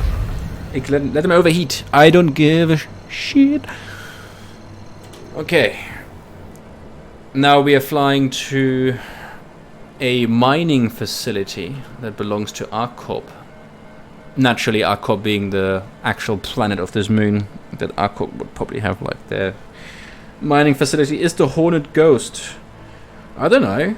Any good? The Hornet is really good. The Hornet is a good ship. It is very good for fighting. What I'm flying right now is the Anvil Arrow. This is the new ship, and it isn't as much armored as the Hornet. It doesn't have as many weapons as the Hornet, but it's faster, more agile. They're both single fighter seats, and I've lost my right wing, in case you wonder. That's probably also where the beeping is coming from.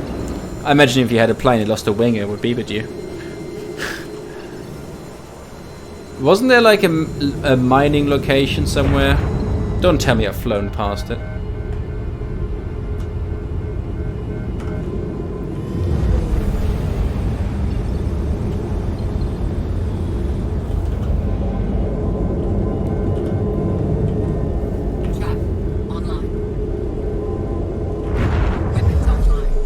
Uh-oh.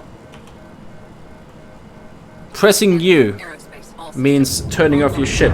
Good to know, isn't it? So yeah, the Hornet, if you want to have the Hornet, or if you want to consider buying the game and you want to see which starship you would get, if you were to get the Hornet, you would be in a very good spot. It is a very good ship. All around, it's just great. Obviously, you don't have cargo or anything like this. It's just a good fighter ship. So if you're looking for a ship that's good at fighting, good at dogfights, ah, look at this sunset. Maybe it's worth missing that station and just going for this. Just look at this. If I would... Oh, no! No, not this way! Oh my god, no, no, no, no, you've done it again. It's difficult when you have the camera perspective like this. But there we go. This is, by the way, how I lost my right wing. I'm not going to do it again, though. There we go.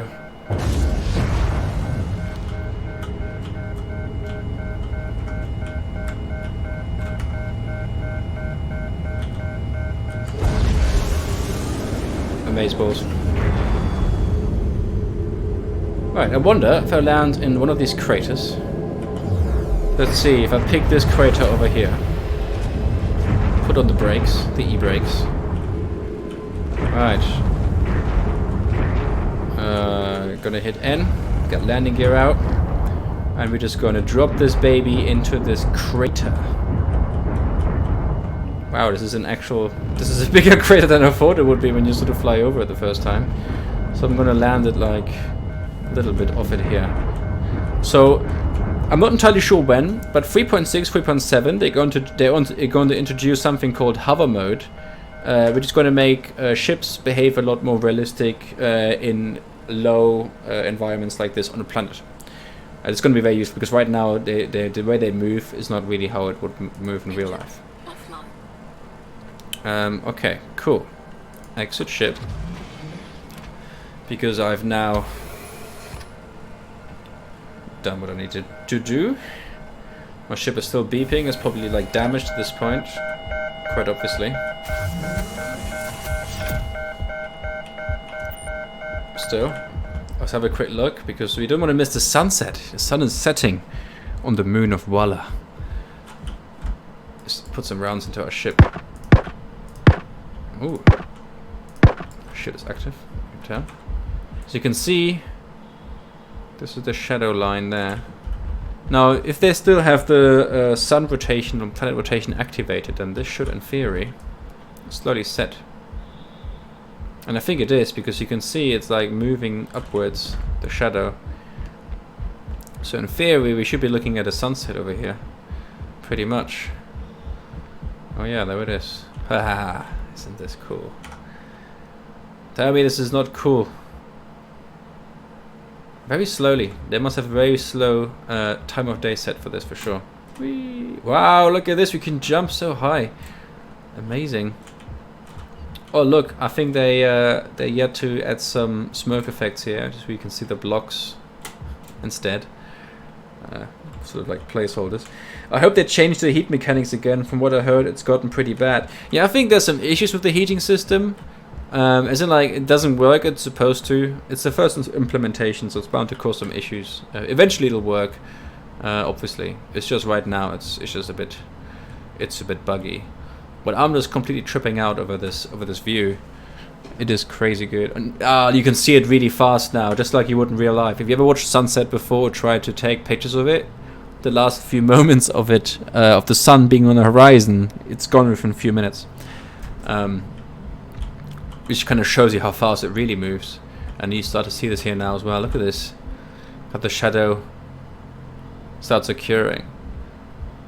And just to put this back into perspective, how big this sun is, how big this moon is, we've traveled here, how far this light object really is. This is not like a skybox, you see it in other games, and then there's like a light object, and the light object is maybe like a few hundred meters away in big games, whatever. But it's not here, it is actually hundreds of thousands of miles away, or millions, whatever. It is crazy. And they have this bright light source, cast the light for this planet, this moon. It is slowly spinning. Whoa, my god, I can fly so high. Let's be careful not to break my legs here, look at this. Woo!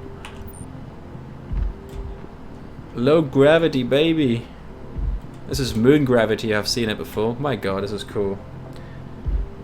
Potato 2020 or 220. This beeping, is that also the heat system? I think it is, isn't it? I think it resets as soon as I go back into the ship. It's very annoying. For some reason the alarm doesn't die, but this might only be this particular ship. There's also a new ship, so double whammy. So now I'm in here. If I put this into flight ready, see? Okay, wow, this is a quick takeoff. Whoa!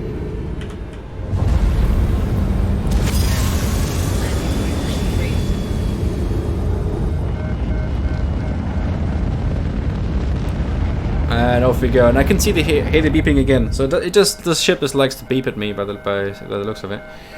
But that's okay. Luckily, it's not very loud, so I can kind of deal with it.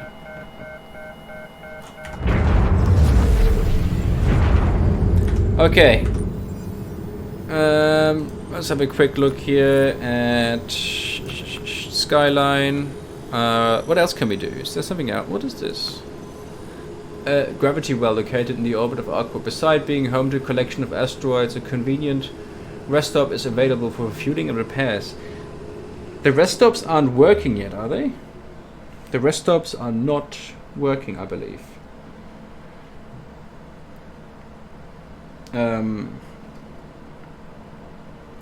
Yeah. I don't think the rest stops work. Let me know in the comments if you know they do work, because I don't think I'm going to fly there just to find out that the rest stops don't work. Or should we just risk it and find out ourselves? Why not? Let's have a quick look. I don't think rest stops work, but we'll see what is there anyway. Okay, spooling the quantum drive. Let's see what we got here. Is this a rest stop? Let's find out. I want to know. Bye, planet. Moon. Oh, that's quite far away. 2.5 million miles.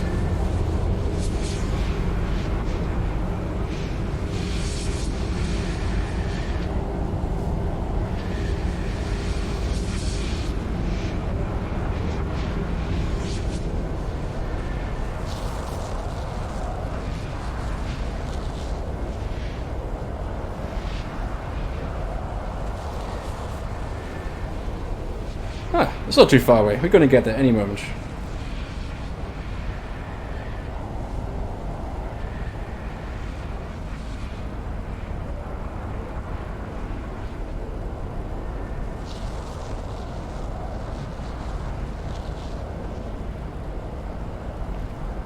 $400,000 miles to go before we're going to arrive at Arc L1, which I believe is either a rest stop or an asteroid field or something like this.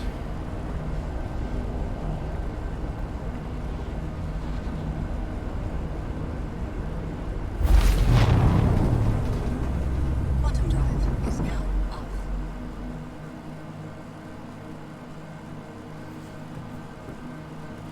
Okay, we've arrived. Arrived at nothing apparently. Ooh, we even have we have some sort of like graphical interface of it. But where is it? Where is it? Oh, okay. But is it actually just like an asteroid field? Is there something on it? So yeah, I hope the heat mechanics will be changed. It is a bit annoying of the thing. I'm imagining it is more like a work in progress. Oh, I should brake.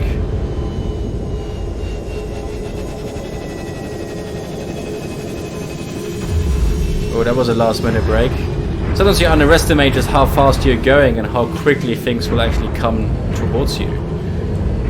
So, ladies and gentlemen, do you think it is possible for us to land on this random asteroid? Let's try it out. Maybe the top of it here. Or top. What is a top really here in space?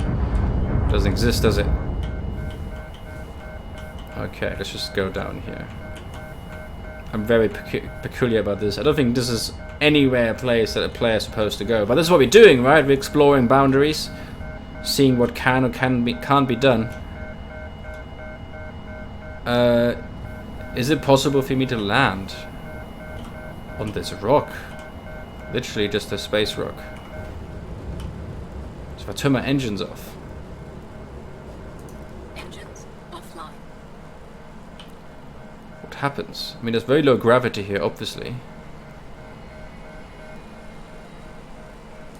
Exit 0G.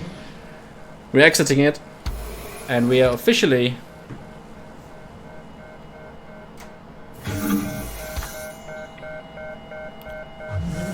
here in 0G. The ship is just there, floating, and here we are looking at an asteroid. So, to answer my own question, I don't think there are rest stops yet in the game, because this is literally just an asteroid field, and there is nothing else much there. And a pilot seat. Let's do that. Let's get back into our pilot seat.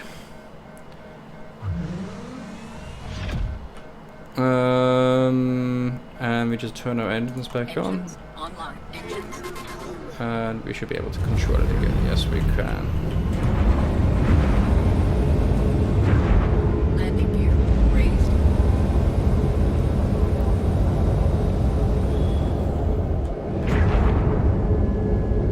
Okay. Looking good, looking good, looking good. Where are we now? Where do you want to go? Microtech. Now that one's definitely not open. I would say let's just head back to ARCORP. Final journey, and then we're going to park it and do that. That's what we're going to do. So then when I log back in, I will wake up, hopefully, on planet Arcop. So we're gonna spool up, and then we're gonna hit Arcop. The largest planet that they've added into this game thus far.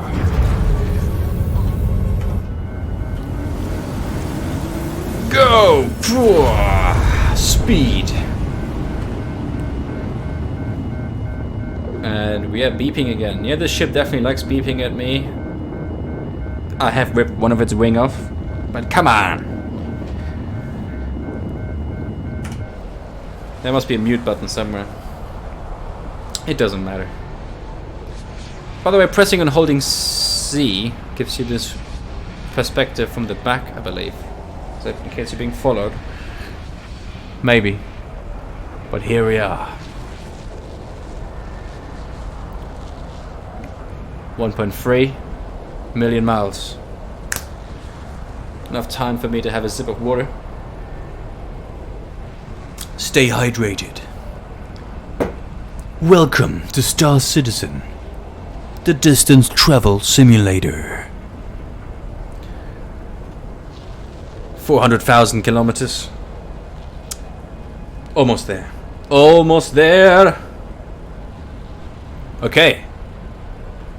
We have arrived. Planet Arcop. Look at that. Just like that. Smooth. Amazing.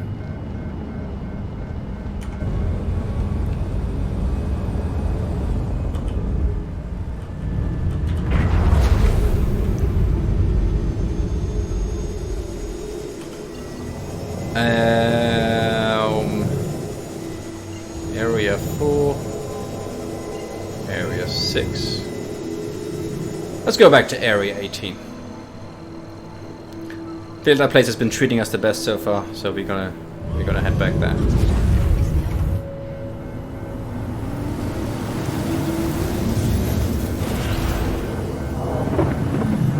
Observing this plane. This spaceship plane. Wow, look at this. Look at it go. Oh my god, that is crazy how fast. No way. I think Arcop is now at night. Wow, look at that. The atmosphere, it is so cool. Yes, we're definitely here at night. Now this, ladies and gentlemen, this is the real Blade Runner cyberpunk atmosphere. Exactly what we've been looking for. The music kicking in, it's perfect.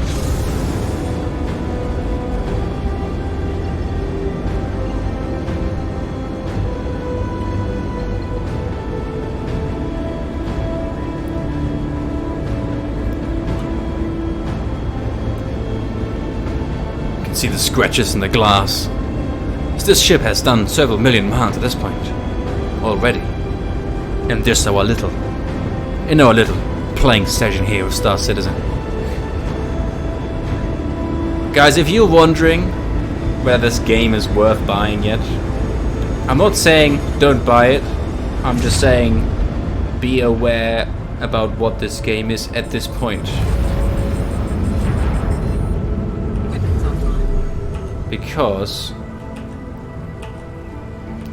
oh, I've done it again. Turn off the ship. Not a good move. Anvil Aerospace. All systems online.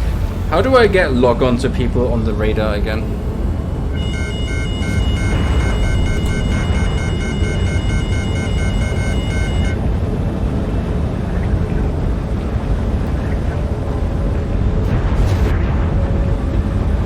Okay, I think we have arrived at the landing facility. Pretty much. So we're going to slow down. We're going to go down there. And I have stupidly left on my torchlight area landing services. But that's cool. We can work that problem. Please proceed to assign landing bay. Okay. We're going to be looking for the green wrench symbol in order to find our landing spot. And there it is. Ah, nice. excellent. I mean, really close to me. I like it.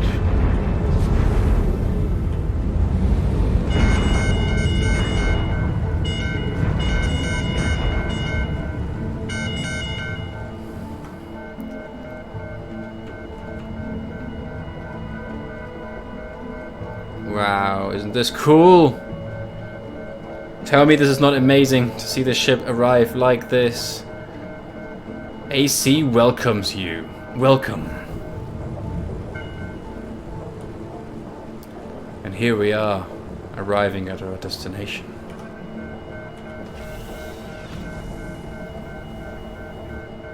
I figured out how to go slow speed now as well, which is awesome. Coming in for the landing. Look at this. Smooth landing. Just like that.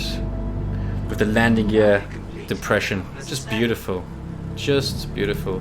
Engines off. Exit ship. I hope some mechanic will come around and fix that wing on my ship. That would be beautiful. It would be great to get that fixed. You can see it is literally been sheared off here. Had a bit of an incident on the planet. I'm sure the insurance will understand. You don't buy a sports car spaceship if you're not going to take it for some serious driving or flying. Anyway, we are now here at the magical place that is known as ArcCorp, and we're going to take this elevator up to the spaceport. Let's go!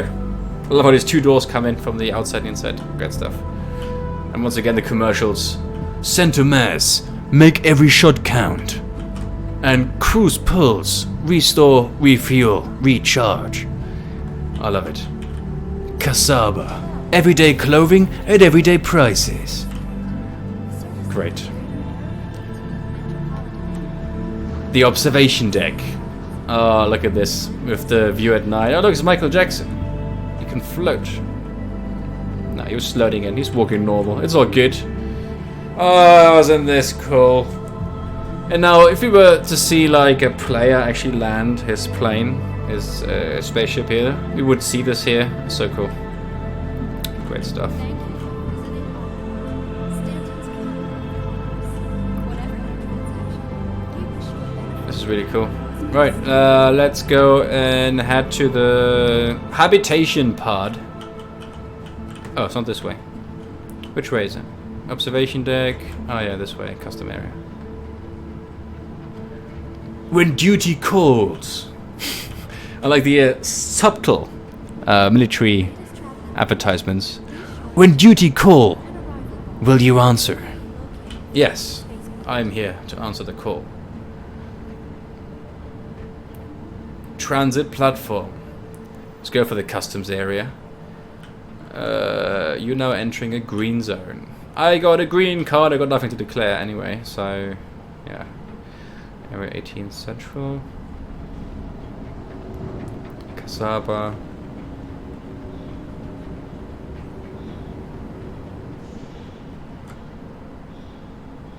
The map. How long are we going to be waiting for, guys? Anyone can tell me? Nice. 50 seconds. These trains actually run on a schedule. I kid you not. They're actually We're sorry. on a real You schedule. exceeded the allotted time to depart. We will have to return your ship to storage. Please do return my ship for storage. What is this guy clapping about? Initiating ship storage procedure. This is For your brilliant. safety, please vacate the area. Is he just standing there Thank you for your clapping? cooperation. What does he have in his eye? Is that like a... Mate, this is a player. This is a player. This is really confusing. In Star Citizen, you don't have like names floating over their head. I'm not sure if they're going to add that later on. I have a feeling this guy is actually a player and is not some random NPC. It's just too weird standing there clapping. We'll find out soon if the guy gets on a train. Initiating No, ship no, storage this is definitely a procedure. player. For your safety, please vacate the area. Isn't this cool? Thank you A for game your where you play cooperation. multiplayer and you can't figure out the difference between a NPC or a player. Obviously, there's still got a long way to go, but eventually this might be fleshed out to the degree that You just play this game. You're at this city. There's hundreds of NPCs everywhere. It's busy. Imagine it busy, but not as busy as Cyberpunk 2077. So if you've seen the Cyberpunk 2077 trailer or gameplay, whatever, and you've seen the streets and they're like packed with NPCs, that is because it's a single player game. Okay, and all of this is happening just on your computer, which means you can add 100 NPCs and it's fine. You don't have to worry about networking. It's just you. The moment you introduce networking, I have to see the same NPC do the same thing as everyone else. That means it has to be networked. Wow, this looks so cool. Which means it is a lot more difficult to do. So to get more NPCs into the game, they will need to do some server tricks and some serious engineering work to get that running. Play Red Dead Redemption. Play Red Dead Redemption 2. I'm sure a lot of you have played it. And then when you play Red Dead Redemption, the single player, it feels like alive, right? It feels like alive. The Western is great, cool. And then you jump into Red Dead Redemption Online. It's still a beta, but still, you jump into the online part, and how much emptier does the world feel? There's not nearly as many NPCs. It's dull for the most part, not nearly as alive as the single player.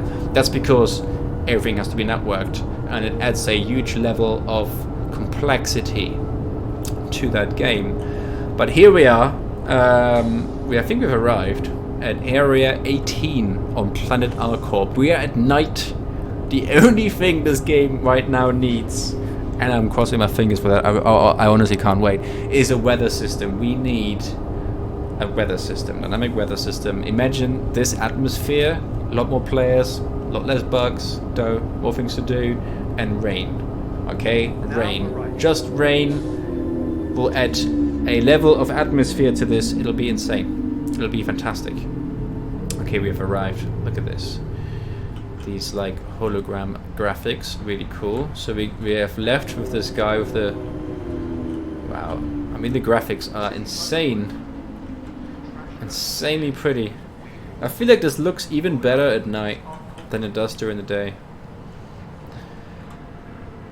Daytime kind of feels like dusk anyway, in a way, because it's always so foggy. I know this is a Alcorp planet, so it's supposed to be like hyper industrial and polluted and all that stuff. So it's Area 18 spaceport.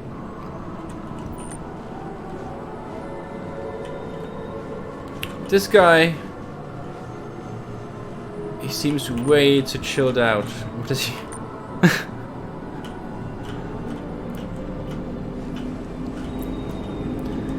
Do we wonder what he's going to do? Is he on a mission? Who does he work for?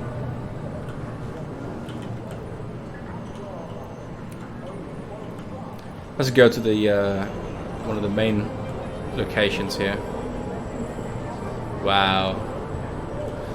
Oh, this looks so cool. I just can't wait until about... Oh, hello, NPC. I can't wait until about a year, 2 years even from now. Okay? Hold that thought. 2 years from now. I think this is when this game will come into its own. It won't be finished in 2 years, but in 2 years' time, it's going to be polished to the point, and it's going to have enough content that you can actually buy it and play it, and you're going to have a lot of things to do.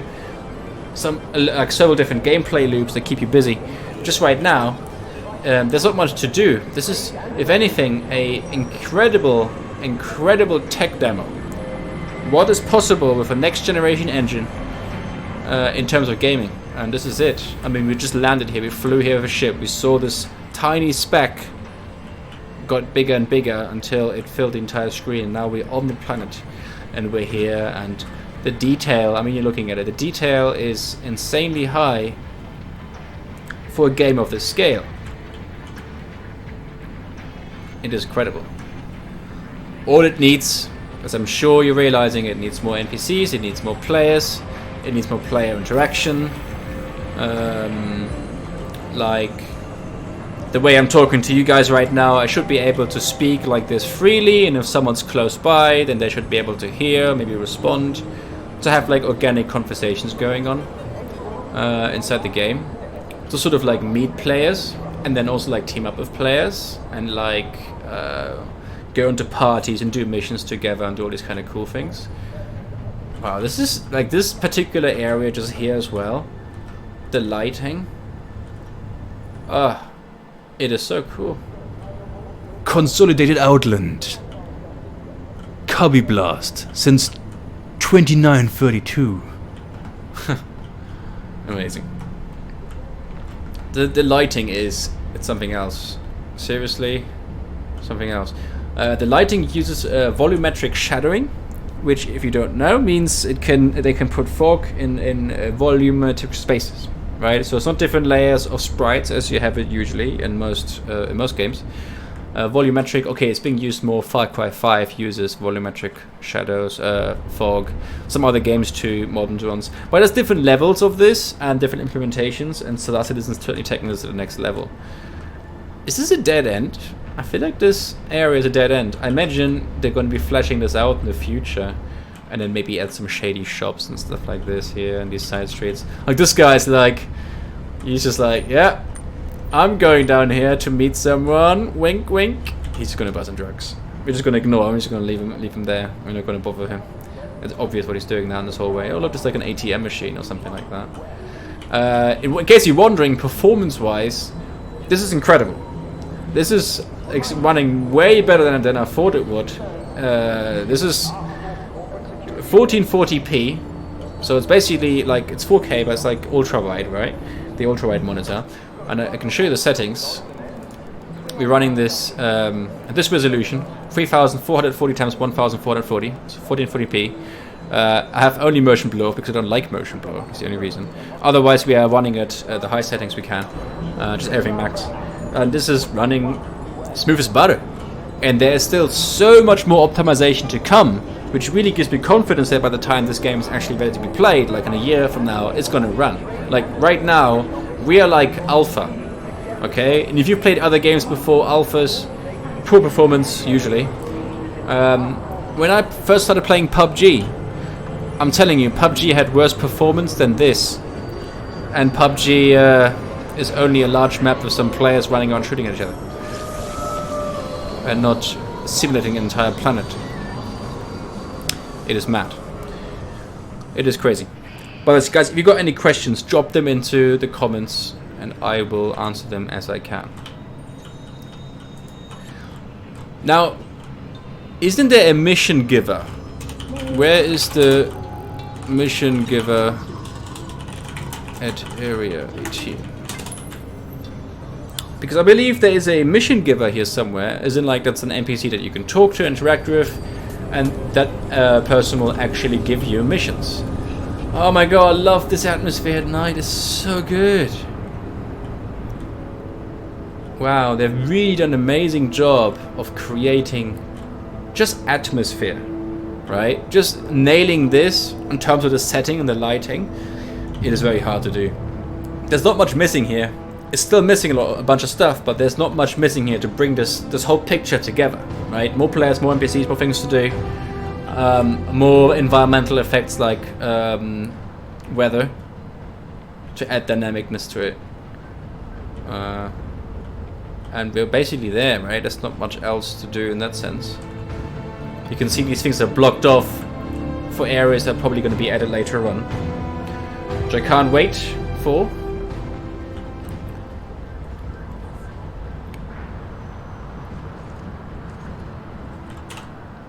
Anyone?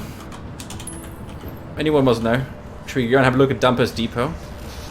Ooh, I haven't been down here either. Let's go to Dumper's Depot first. We reuse and recycle everything. Dumper's Depot. Your place to buy, sell and trade. Oh wow. That's like a ship currently being dismantled. I guess this is what happens to ships that get destroyed, that end up here, huh? Is this a player? No? Might be a player. Maybe not. He's leaking air. You see this? He's currently leaking air. Can't believe it.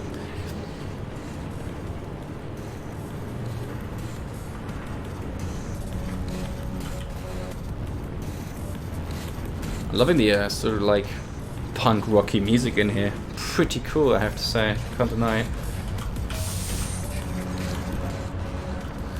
Let's go down this hallway. Haven't been down here before.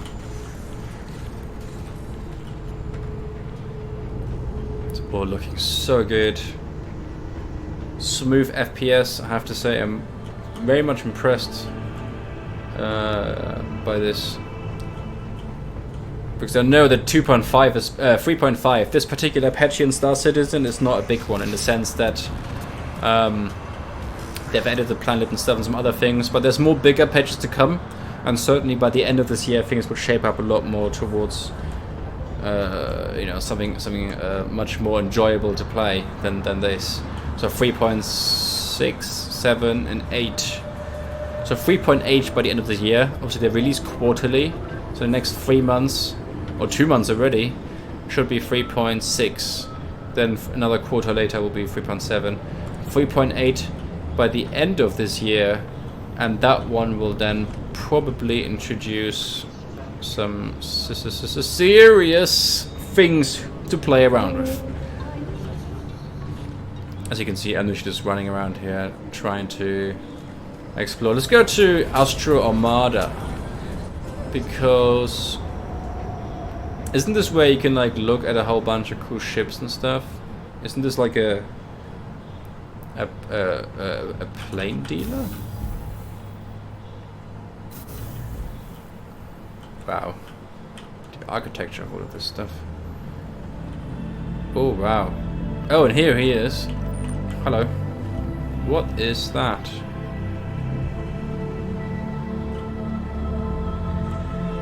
I fell right for the landing platform and keep falling. Fucking hell, yet you don't care about new ships. You should go and fix these bugs instead. Yes.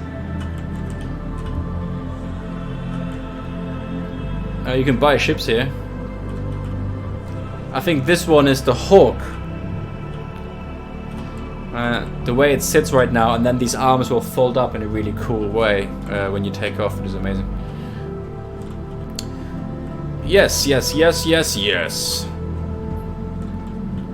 Well, I think I'm gonna leave it at this for now, for this evening, for this stream. Thank you everyone and for watching, and for those watching it after it has been uploaded. Like I repeated before, I will stream more Star Citizen. I'm gonna stream it from Monday next week. Okay, so that's going to be Monday the 6th of May, the 7th and the 8th. Okay, UK time evening. I'm going to be streaming on Monday, Tuesday, Wednesday next week, starting from the 6th of May, because I'm going to be away over the weekend. But I'm going to be back then, and then in the evenings I will be streaming more Star Citizen because this is cool. I want to do some more multi-crew stuff. I want to do some missions. I want to get into some firefights, and I want to do some space pirating. Okay, I want to steal some ships and take away some of players' cargo and steal their stuff. That's really what we want to do, and we're gonna get round to that. But until next time, I guess I will see you in the verse. Subscribe, leave comments. I will answer and read all of them. Thank you all for watching. JB Gaming, out.